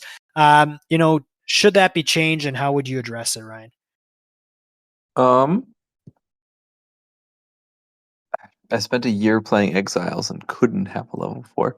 Yeah. And you Uh, survived. You still won games, and things have worked out. exactly. Like the level 3 did stuff, Sure. but Yeah. it got shut down a lot, and I just learned to play super cagey with reserve moves and stuff in order Right. to like just stay out of dispel range. Yeah. I think the whole casting system, like I prefer this casting system to what I have seen of the old magic pool system or what have you. Um, but I think either I think the buff to casting and the buff to dispelling scale differently. Like +4 to cast is not worth as much as +4 to just turn off the other guy's magic. Agreed. Yeah. And so maybe I don't know what the ideal solution is, but like I've seen suggestions of like keeping the casting buffs the same, but then making the dispelling debuff +1 for level 1 to 2 and +2 for levels 3 and 4 Yep. as a certain thing. Or delinking them entirely, but then like you just have like a very difficult to follow like tracking system. Mm-hmm. Um Obviously back to army list construction, like restricting the number of them you can take in an army Mm-hmm. also has an effect. So there is that.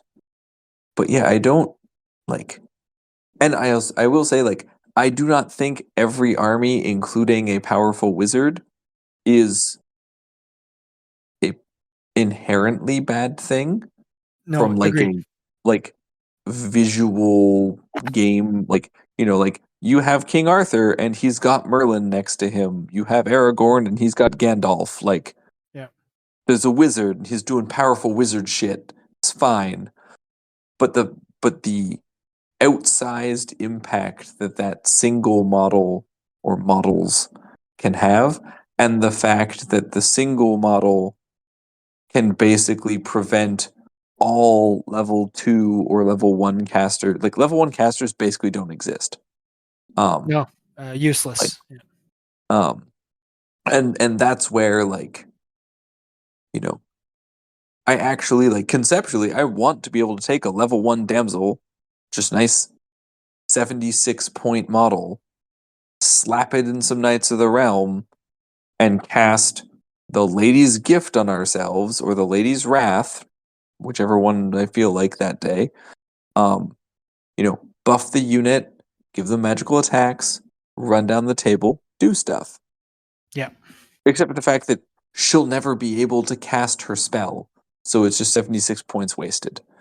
Um, so maybe like having a limit of like the number of dispel attempts a wizard can make per phase or per turn.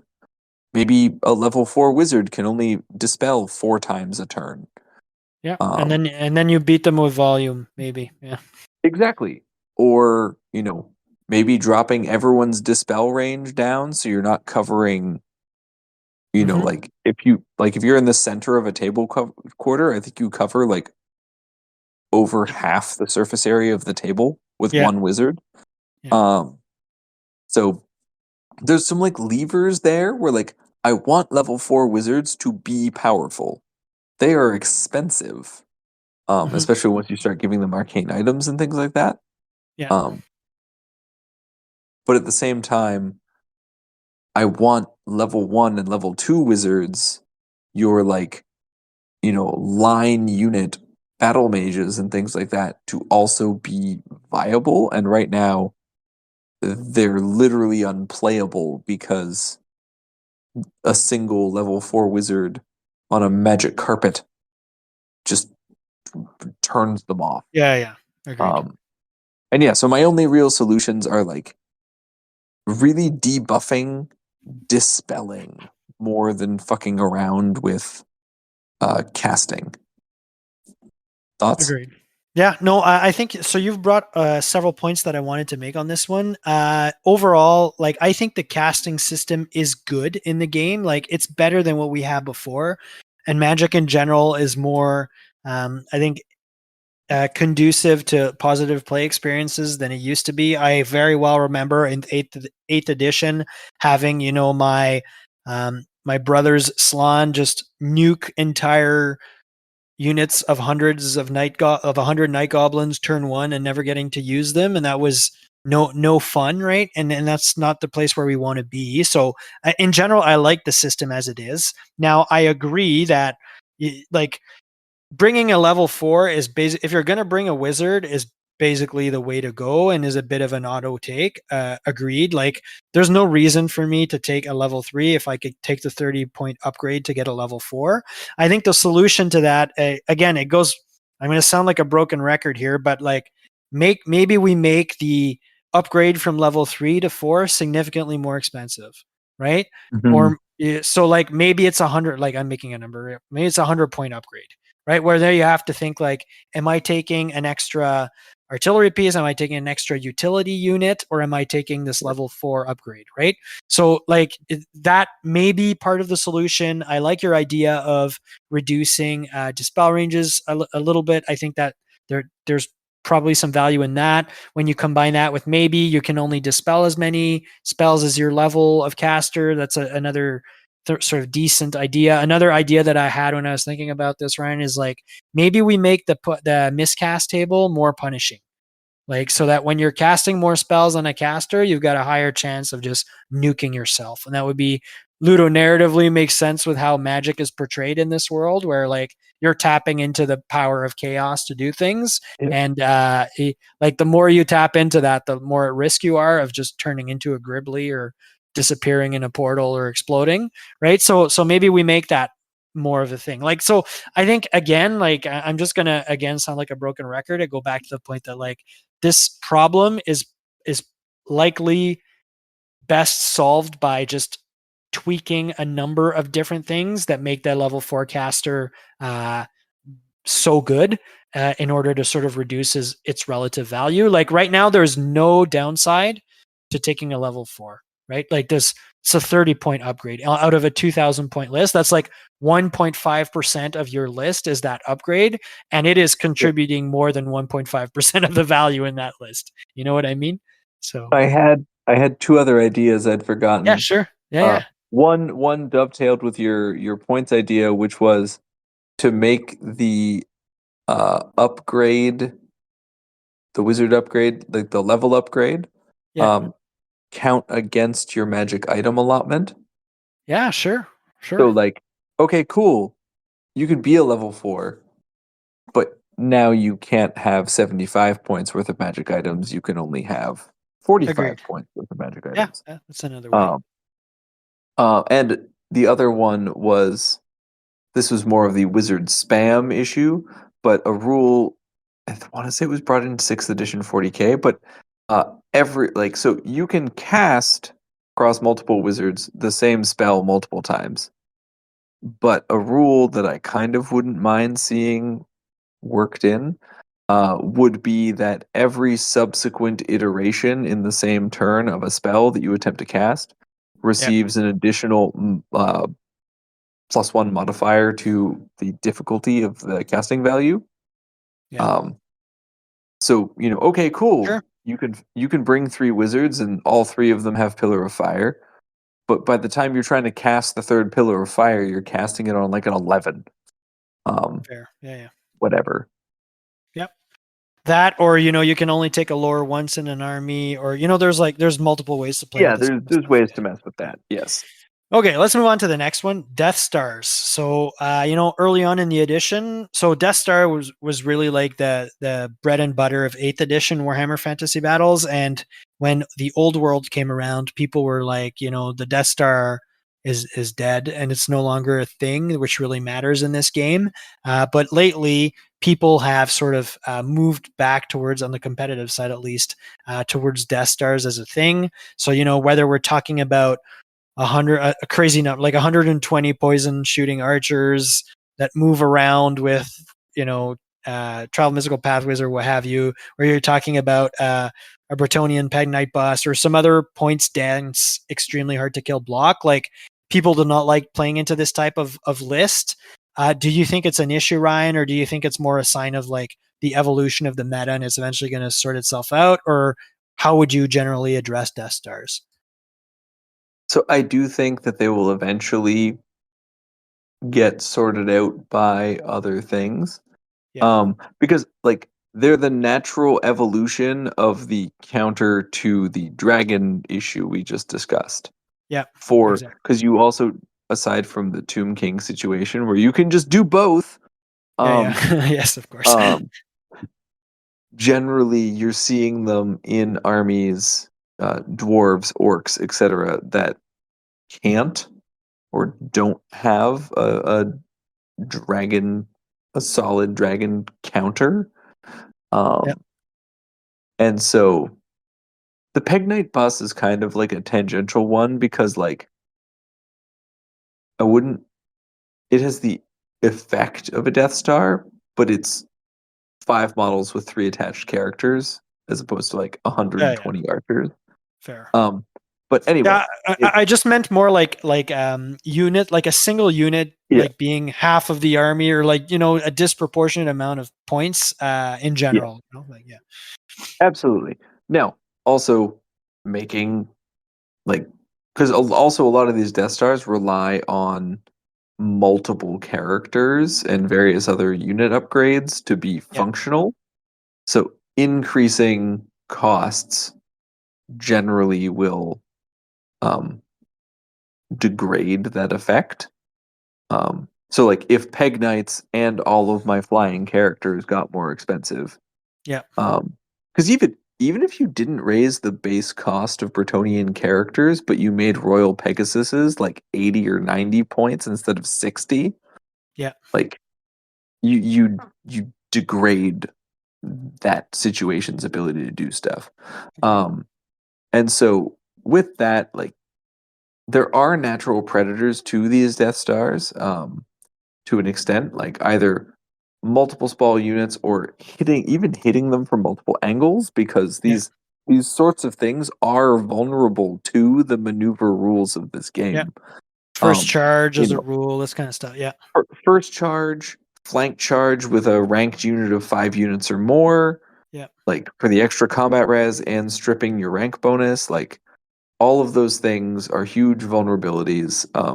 I took on a ridiculously large block of um, what are they called? Night Goblin archers with the poison banner, or the spider yeah, banner, or whatever. yeah. Um, ultimately, through a series of comical activities, they lost combat to a single paladin. Hmm. Because the unit of questing knights who was with got murdered by fanatics on the way, Sure. in. Which didn't count Um, for combat res. Yeah, they did not, yeah, but like ultimately, all I had left was my paladin BSB at the end of combat. But he had done enough damage, and they, even with their ranks, did not have the combat res to overcome that, and were forced off the table by a single model. Um, so like they're certainly not insurmountable. I think the undead archer brick is a different problem because of the inherent undead are playing a different game problem. yeah. Um, Agreed. but I don't think artificial external controls other than points adjustments to the things that are good and the things that enable the things that are good, Yeah, um, are necessary. Like, as an example, maybe make the spider banner and the other poison banner so expensive that you have to take them on a BSB. sure. Like, so Yeah. bring them over the 25 or 50 point threshold. Hmm. Um, so, okay, yeah, you can still make your 120 poison archers, but now you must invest in a BSB to enable that unit, and that BSB is no longer bringing the big red raggedy flag because he Hmm. has to be the guy with the spider banner. Yeah, Um, exactly. Yeah, yeah. so So on and so some forth. yeah, multiple little tweaks again. Yeah. Yeah. Which is Um, also how I would approach it, Ryan. Like I think I agree with you that it's a sign of the times a little bit that these Death Stars are starting to be more prevalent, and I think it's going to sort of sort itself out as time goes by and as the quote unquote meta continues to shift. I think like this like the Death Star problem is also I think informed by, to a certain degree, by the prevalence of online play right now. Because in real life, going ahead and painting 120 like 120 archers, is not something a lot of people are doing, and is a bit of a pain in the butt to do, and has significant lag in terms of actually pulling it off. So I think its prevalence like online sort of makes us think that it's a bigger problem than it is. Like, on the tables, I have seen very few blocks of 120 poison archers, like across all the events I've been to. That being said, like, I think there's still a number of little tweaks that could be made. Like, for instance, I think travel mystical pathways could be updated so that it's like, for instance, wholly within 12 rather than like within 12, which would sort of take a notch out of the bow of those big units. And then, other small things like again, points is another important one. For instance, nothing in the game should be 3 points per model. Like, it just invites this kind of abusive stacking of stuff. Like, if my own army, like, I could take hobgoblin archers for 3 points of model.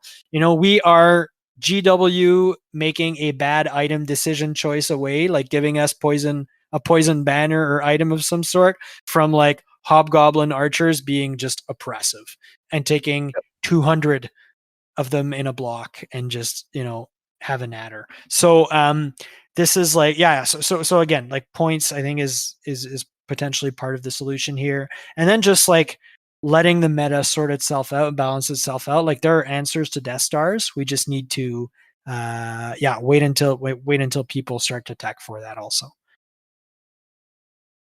Did you have anything else on this one? I like retroactively, I think I cut you a little bit there. No, yeah, that really comes down to it. Like, we're in agreement. It will generally solve itself, and all the other touches we've described will just kind of degrade their effectiveness anyway. Yeah. I also think there is one other piece to them that doesn't get talked about a lot, is like, people are really not great at like forcing their opponent to fight in terrain. Because again, a lot of these benefits of these giant units is also static combat res and other things. And like, I think a lot of people fail to remember that, like, if 25% of your close order unit is in any type of difficult terrain, Yeah, it's disordered. you lose your rank bonus. Yeah. So like, there's Yeah, again, sure. it comes down to like, it's just, I find people are fighting around the terrain and not in Utilizing it, it. Agreed. and not using it, and Mhm. so like, it's or they're completely forgetting what effects it has on them other than the like -1 to move value. Yeah, and charge. Yeah. Because that's where I'm starting to see the value of open order in more terrain dense tables where you don't take those penalties and you can fight in terrain, and all you're giving up is +1 combat res, really. So Fair. Yeah, anyway, there's just kind of a sure. side thought that my brain had. Yeah, let's move on to one that I know you have some answers to. Cavalry. So Yeah. there's assertion that and like a widespread assertion that cavalry is king in this army. Do you think A, cavalry is too powerful, and B, that it needs, like, if it is, that it needs to be brought back into reign, and how would you sort of tackle that bit? So I'm going to preface this with, I think cavalry feels like what cavalry is supposed to feel like, from like that like ludo narrative medieval battle sense. However, I think they gave too many things swift stride. And I think like they gave cavalry so many different abilities that they could have, and then just kind of gave all cavalry all of those abilities except for Yeah. elves. Hmm. Elves don't get countercharge because elves. Sure. Um, but and so this is where like, I think too many things have swift stride, and therefore swift stride is too good and also Yes. does too many things. So like, if they'd only given all of like the fast cavalry swift stride, and then maybe selected like select very quick heavy cavalry also got swift stride. Sure. I think that would be less problematic. Or if swift stride, increased your maximum charge range without giving you the extra die on the charge, or didn't give you the extra die on pursuit rolls, one of the two. Sure. Or if you had to pick, like you can make the long bomb charge, but then you can't use the extra die on the pursuit if you win combat, vice versa. So those things, like just Swift Stride in general, is very, very good, and Yes. too many things have it. Yep. Said that too many times, but it's fine. So that's one thing. The other thing that I think would really help address the infantry versus cavalry imbalance situation, and I don't know if you remember all the way back to when the game first came out, and I was actually very much, it's one of the few times that I can recall where my stance on a rule was the opposite of what it was ultimately FAQ'd to be, which is that I think one other way to tone down cavalry and how I originally thought it worked was that if you pursued, so basically if you never left ongoing combat, Yep. that you should not get the continued benefit of lances, cavalry, spears, and Yeah. other That's must that's a good way. guard Yeah. Yeah. things. So, like, cool, I hammer into you with my Bretonian knights, I kill a bunch of dudes, and then I have the choice to reform and rearm my lances for further combat, or I can pursue you, but now I'm beating you to death with hand weapons instead. Yep. So that's one suggestion. Um, and additionally, I think if you took away the initiative bonus, so like pursuing should count as having made a charge for like all purposes other than initiative and weapons that require you to have charged. Um, I think those two things, cavalry would still be good. They'd still probably win the first engagement, but then infantry, especially infantry that fell back in good order, um, would have like a fighting chance on that second round of combat. Yep. You're right. Yeah, Um, I hadn't even thought about that, but that's I think a really important one. Like there is very few continuing combats in the. It's basically just give ground, essentially, right? yeah, So yeah, you're right. Like those, I don't think those things should like it because shouldn't be a new because combat ultimate. because yeah, go ahead. Yeah.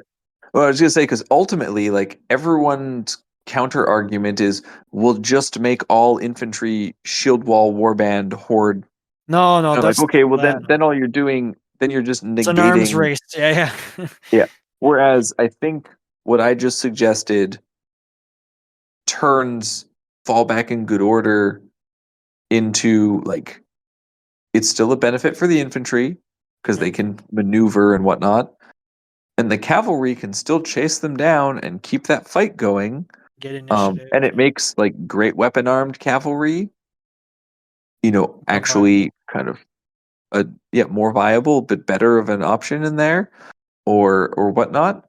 But it means that your cavalry isn't just going, I hit you, I make you fall back in good order, I chase you down again, I hit you more, I make you Yeah. like, because I've done that where I have had a single unit of knights push a unit Yeah, it 4 or 5 snowballs. combats Yeah. in a row where it Mhm. never got to attack me back until I ran it off the table. Yeah, yeah, it's snowballs super hard right now. You're right, and Yeah, and the worst is that like there are examples where the where it's not a new combat. Like in the same situation, if you have a challenge that's ongoing, challenge is still somehow like yeah, you broke combat and then you have a new combat, but like the same exact challenge is still ongoing. Like how does that work in exactly. that sort of narrative space that you've built, right?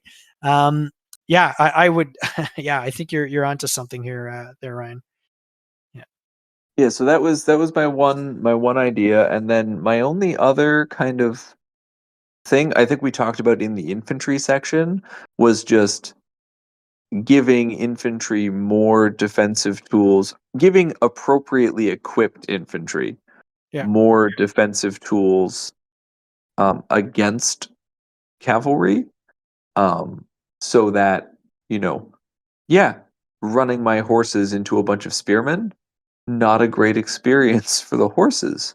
No. Running my horses into a bunch of like sword and board dudes, yeah, fuck Peasant those guys. bowman. I Yeah. Yeah. crush them to death with my horses. Yeah. Um, Yeah. so Exactly. that's that. Yeah. I agree with a lot of what you just said, Ryan. I think the issue with cavalry is not cavalry. I think cavalry is fine. I think the issue is swift stride also, and it's a much bigger problem. I agree with you that it's too widespread, and I think it's too strong of a rule, especially in a world where getting the charge is so important. And you just like, you cued me onto something that I had internalized but not explicitly understood. Is that especially when each combat is a new combat like that, there's that effect just keeps compounding over the course of successive combats. I think the idea of really limiting access to swift stride is a really good one. Just keeping it to fast cav is like a good idea. And in real life, as much as that's applicable to a game like this, right? Like, here's the thing: heavily armored knights on heavily armored mounts are not sprinting into a charge. Like, this is not how living creatures function, right? Charging a breakneck pace into essentially a wall of bodies is just extremely hard to do in a formation, and like essentially that's just not how things work, right?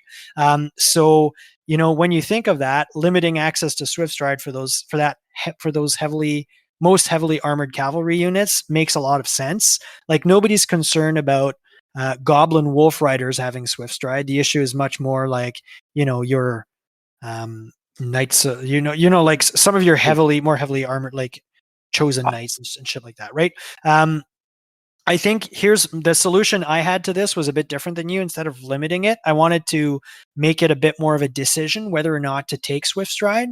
So going back to my Ludo narrative bit about how you wouldn't charge a maximum sprint speed on such a heavily armored and heavy platform. I think, and if you did, and there's a reason that people don't, like there should be a negative penalty to electing to use your swift stride on the charge. The one I thought about is, because your riders and your mounts are coming in so fast, and they're sort of semi out of control when they're coming in, right? Barreling in. Like, maybe you give them a -1 to hit penalty on the turn they charge, right? Well, To I at was least gonna say, while you were just proposing that, my brain went straight to, if you charge with Swift Stride, it's automatically a disordered charge.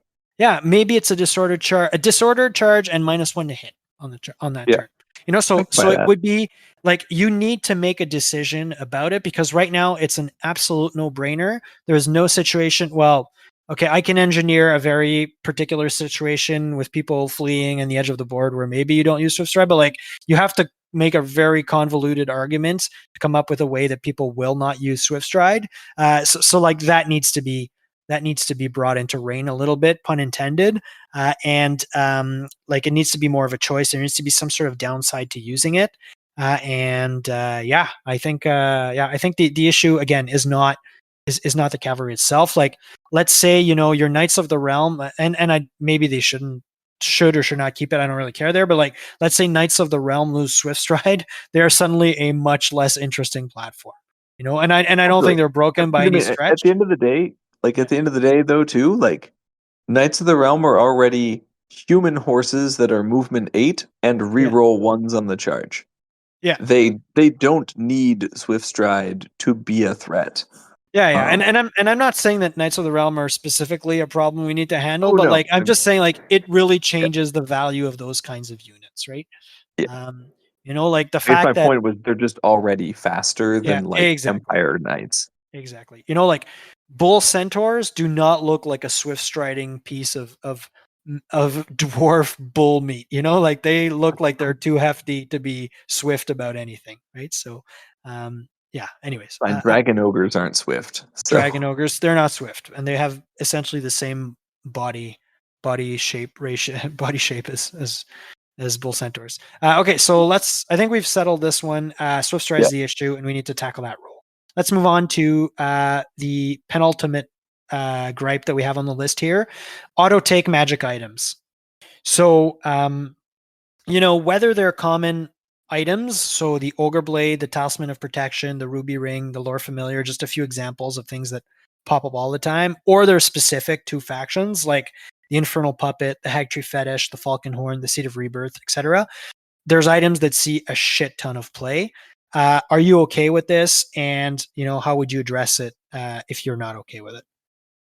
Um, like again, I'd circle back to not all things can be created equal, but I Yeah, really think the magic item list really failed at like creating multiple viable options. yeah, Um, just in general. So like you look at weapons, like there's the Ogre Blade, and there's if you're cheap, the Sword of Might, yeah, and those are the only two common magic weapons that exist. yeah. Essentially, Full stop. yeah, Um, maybe if you're spicy, the Executioner's Axe. Like maybe. sure, Um, but it's not but like nearly at that level. Like maybe it no, exists, but it's not something you see often. Yeah, but like, why would I ever take a giant blade? Like, hmm, especially in a universe where the Frontier Axe exists. sure, Um, and so like, so I think they failed at making the diverse magic weapons interesting enough to be taken. And part of that is a bit of a rabbit hole discussion about the fact that a lot of them don't have AP, because a lot of weapons in this game don't have AP.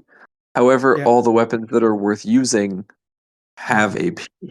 Yeah, So that's a thing. And but like you can apply the same logic to like of all of the magic armors.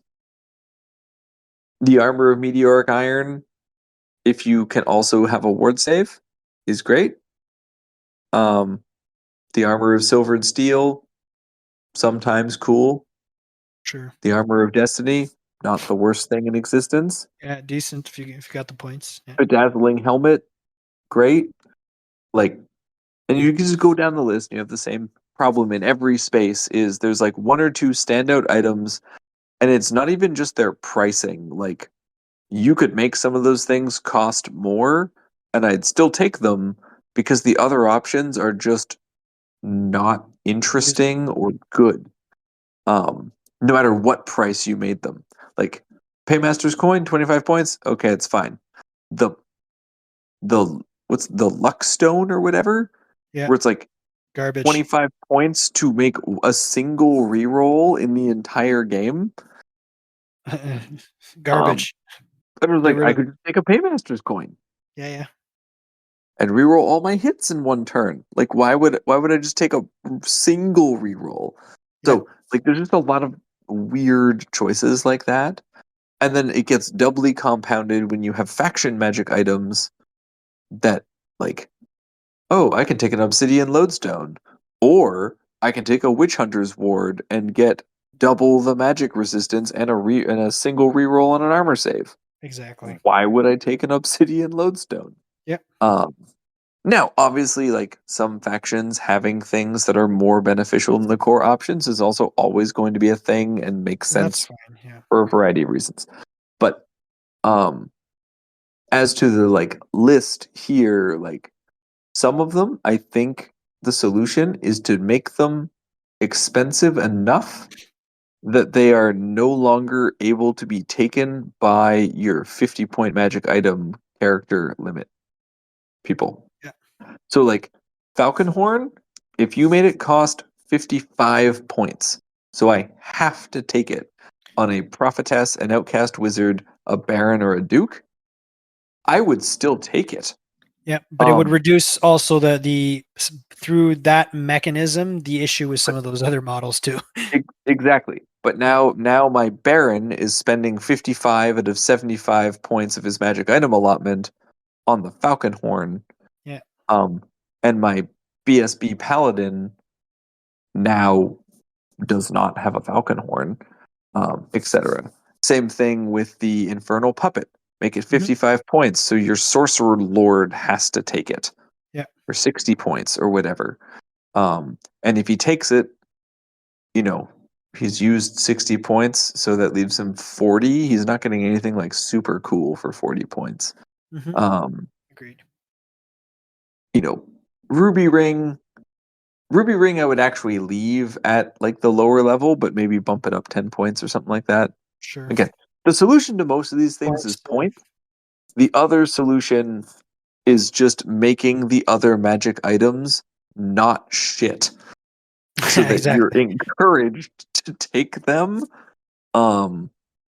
Like maybe remove some of the single use caveats from stuff. Yeah. Or like I'm just trying to think of some other examples, but like there's like I liked what they did with the Berserker Blade. I'm still not going to use it, but at least what it is now is better than it's a step in what the it right was direction. before. Yeah. And that's, I wish when I looked at the magic item list, more things popped out to me as this is something cool. It will enable my army and I want to take it. I wish maybe there were more common magic items that had non-magic missile bound spells. I talked about that in the Empire episode. The Tal ring, Yeah, like the Ring of Tal is a great example, but like, or the armor with baked in hammer hand. But like, just it would be real cool if everyone had access to, a ring that let you cast Phantasmagoria or something ridiculous. Sure. Or whatnot. Like just options that are different. I think the lore familiar kind of got the wind taken out of its sails a little bit. It's still very powerful if you don't have cool faction spells you want to use. Talisman of Protection, hit and miss. Like, I think the issue with that one is stacking with massive wound pools, high toughness, stuff like that. Yes, and like because that's the problem is like for everything that's not a dragon, it's fine. It being 30 points, like I'll use my example for the paladin, right? Is like if I give a paladin a great weapon for 4 points, the armor of meteoric iron and the talisman of protection, and I'm aware I can give him the virtue of purity, but I'm not going to. That uses up his entire magic item allotment, so that he can have a 5-up save. Sure. Yeah. Like, okay, cool. Yeah. Like it's and that's not game breaking. So maybe some things also just need to be double costed.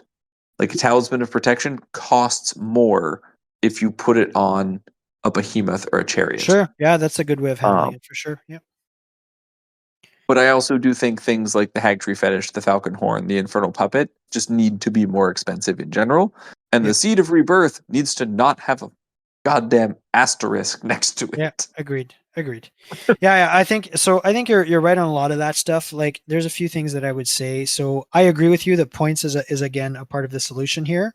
When it comes to magic weapons, the issue is not even in the magic weapons. The issue is that great weapons are too good, right? So a great weapon gives you +2 strength, AP2, AP and armor bane 1 for 2 to 4 points, depending on the model you're looking at. Like there are very few weapons that compete with that profile if you know that you're going to survive to strike last, right? So that last part's the issue. Like, playing mostly humans, sure, I'm not going to survive to strike last. My point is, like a 2 or 3 or 4 point upgrade is so much better than 80% of the magic weapons that exist in this game, right? So, absolutely. So there's that.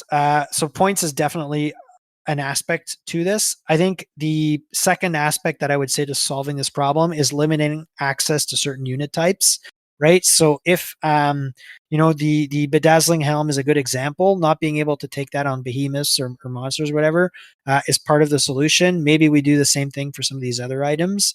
Maybe they're more hard locked to different types of characters, right? That would be one. And then I think the last sort of option that I have to sort these things out is perhaps just tweaking the rules on some of these items, right? Like for instance, um, the lore familiar is a great example. I know that rules as written is sort of how it was FAQ'd, but like not being able to pick faction spells on top of picking your regular spells, as you mentioned, took the wind out of the sails of that one. And I think small adjustments like that could have the same effect on other weapons. Like if, for instance, or items, if we agree that for instance, the ogre blade is too prevalent, and maybe we just, I don't know, tweak its AP to -1, for instance, or something, right? Like I think if you combine points, access, and tweaking the rules a little bit, you're probably going to get to a good space.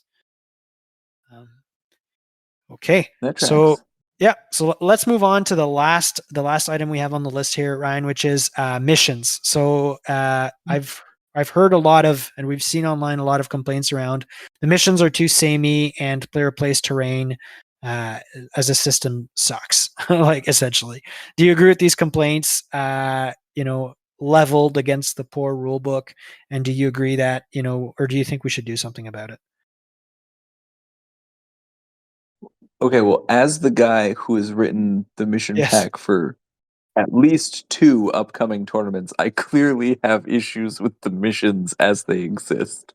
sure. Um, to an extent, like I think they're mostly fine, but they're not designed for what we are now using them for. Hmm.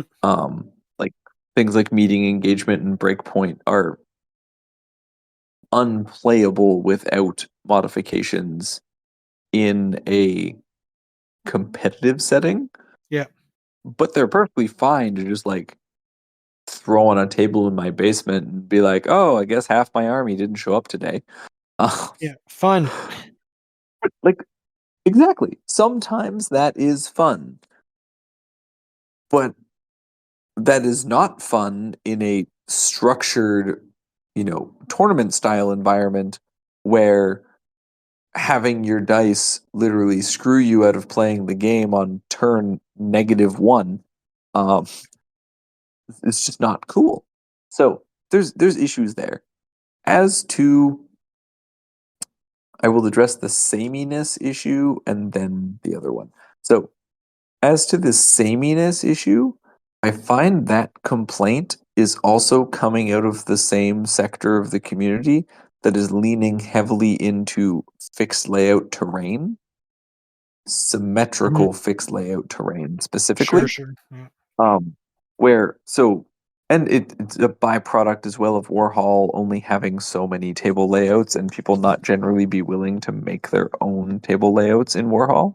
Yeah. Um, so there's a lot of people who are playing a lot online and bringing some of those online isms into real life where everything feels samey because they're only playing the same three terrain deployments on each on each deployment map. Um, and when you do that, game after game after game, event after event after event, yeah, everything's gonna feel real samey because you've literally memorized where every nook and cranny of the terrain is. Yeah. And Um, and it's so samey this because is it's my this actually is the my same. Yeah. yeah, and this is my like upsell for player place terrain is that you know doesn't happen because every table looks different. But you can also achieve the same thing with just like what Danny did last year at CTC with just TO placed terrain, but it's not equal or laid out symmetrically on every single table. Yeah. Um, so that's the thing. Yeah. But like the missions, they're only really differentiated in the most part by deployment map. Um, like there are some special rules and nuance to them, but aside from like the real outliers like meeting engagement, they are just differentiated by deployment map. And so one of the things that I've brought in that you're going to see at CHTT and you're going to see at CTC has just been like small secondary objectives that are in line with the overall theme of the mission, and worth like a total of 250 points if you like max them out. Sure. So it'll maybe move you one differential bracket if you're using differential at the event. Yep. If you max it out. But that like, so I'll use my one for Mountain Pass is that one has to do with ending the game with like more unit strength of your army in the enemy's deployment zone than they have in your deployment zone. Sure. Because you're trying to seize the bridgehead out of the pass, right? Whatever. But like, and I think I had some stuff about banners in there too. But like Sure. little things that just encourage you to do more than castle up in your deployment zone and kill people or whatever. But I do have other missions that are more about defending your deployment zone versus taking their space or seizing terrain across the board or whatever. Like I have a variety of options I fiddled Sure. around with. So all the missions kind of encourage different army archetypes in play. But like I don't want to go down the road of progressive scoring, stand on this circle and introduce in-game admin fucking aggregating.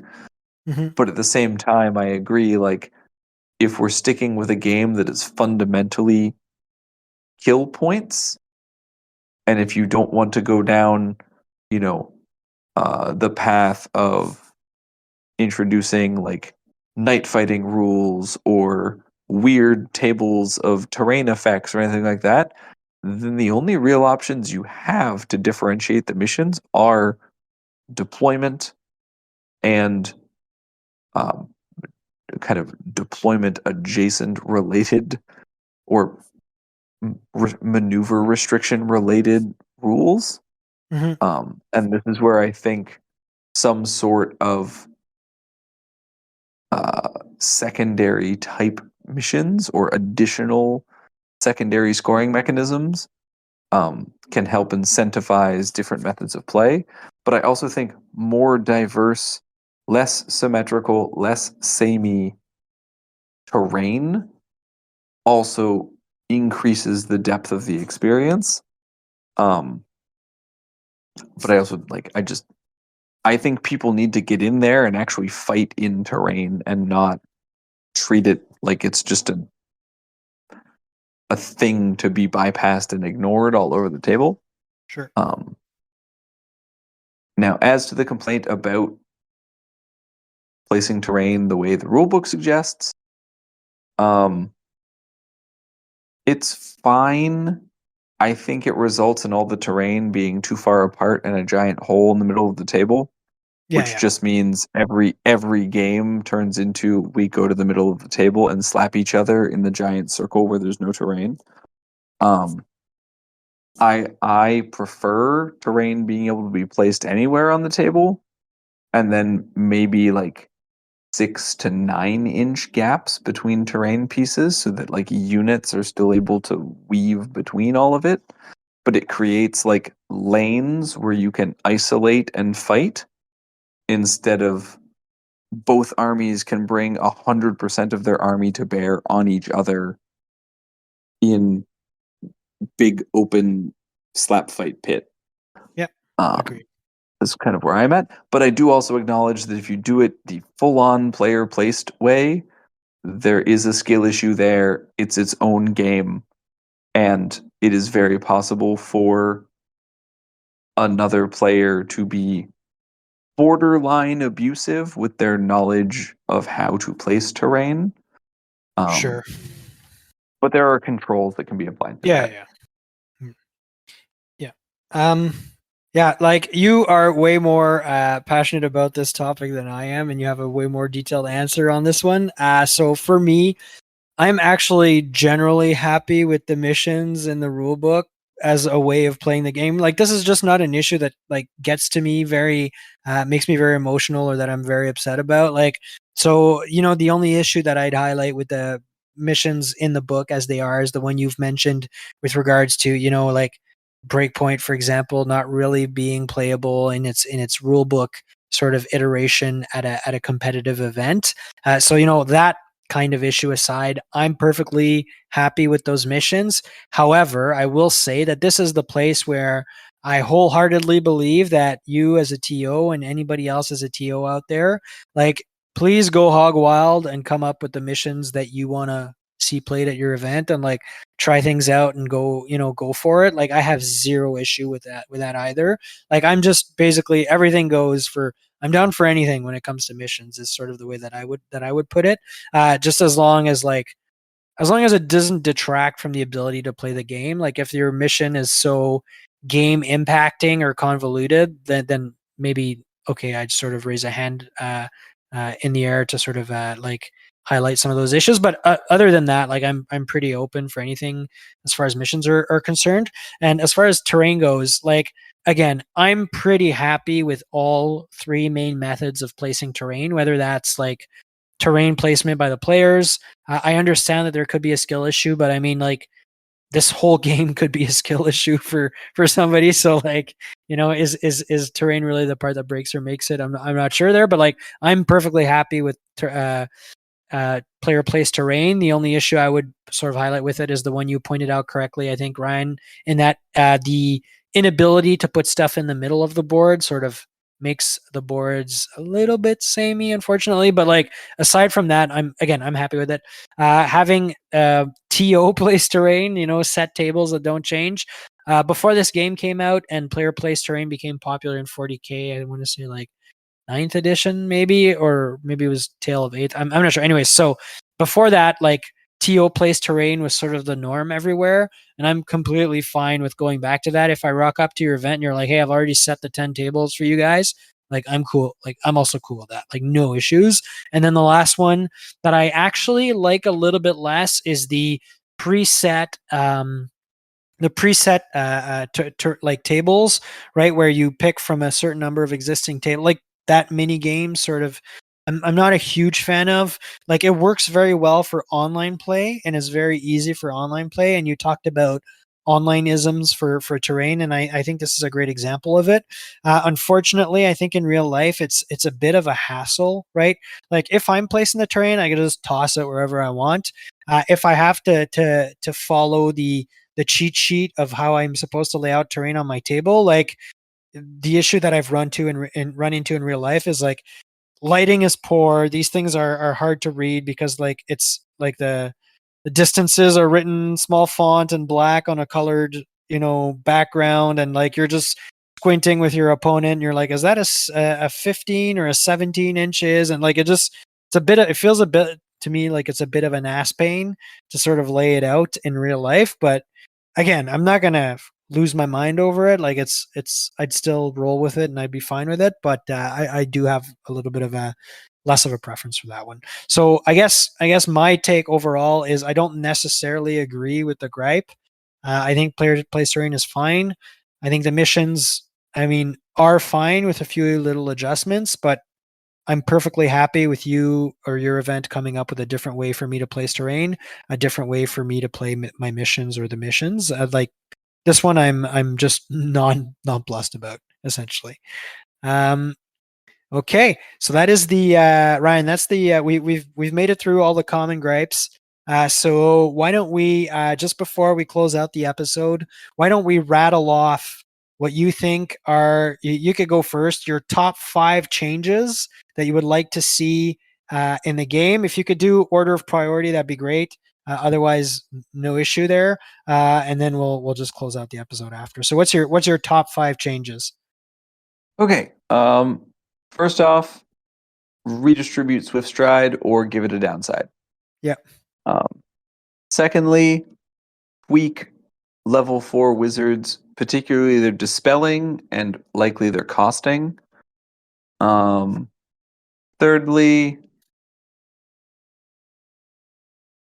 address the wonky rules with a designer's commentary on like what their language meant and how to apply it consistently. Fourth, big scary monsters. Just address their costing, layered saves, things of that nature.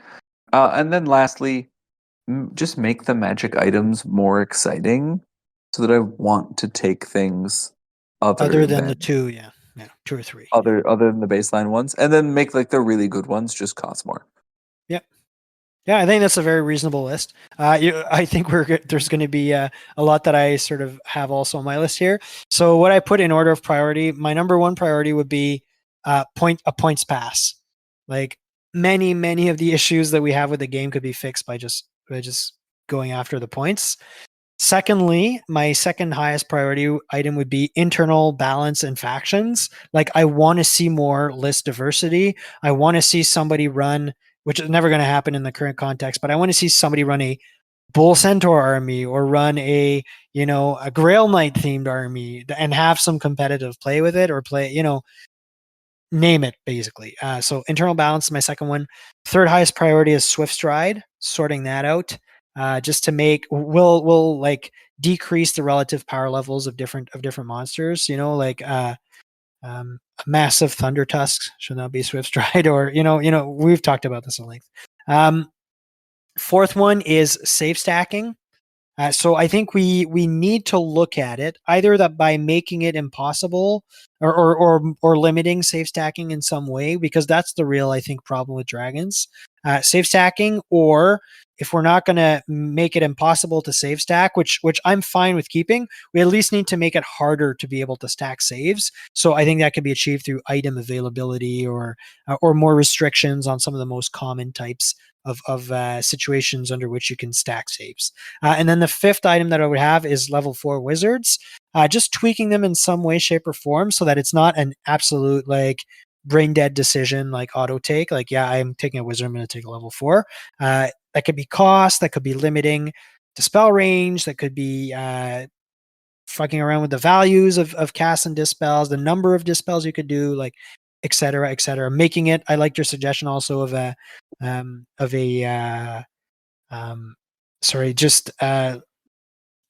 including the cost of the upgrade in your item allocation, or maybe making miscast more punishing.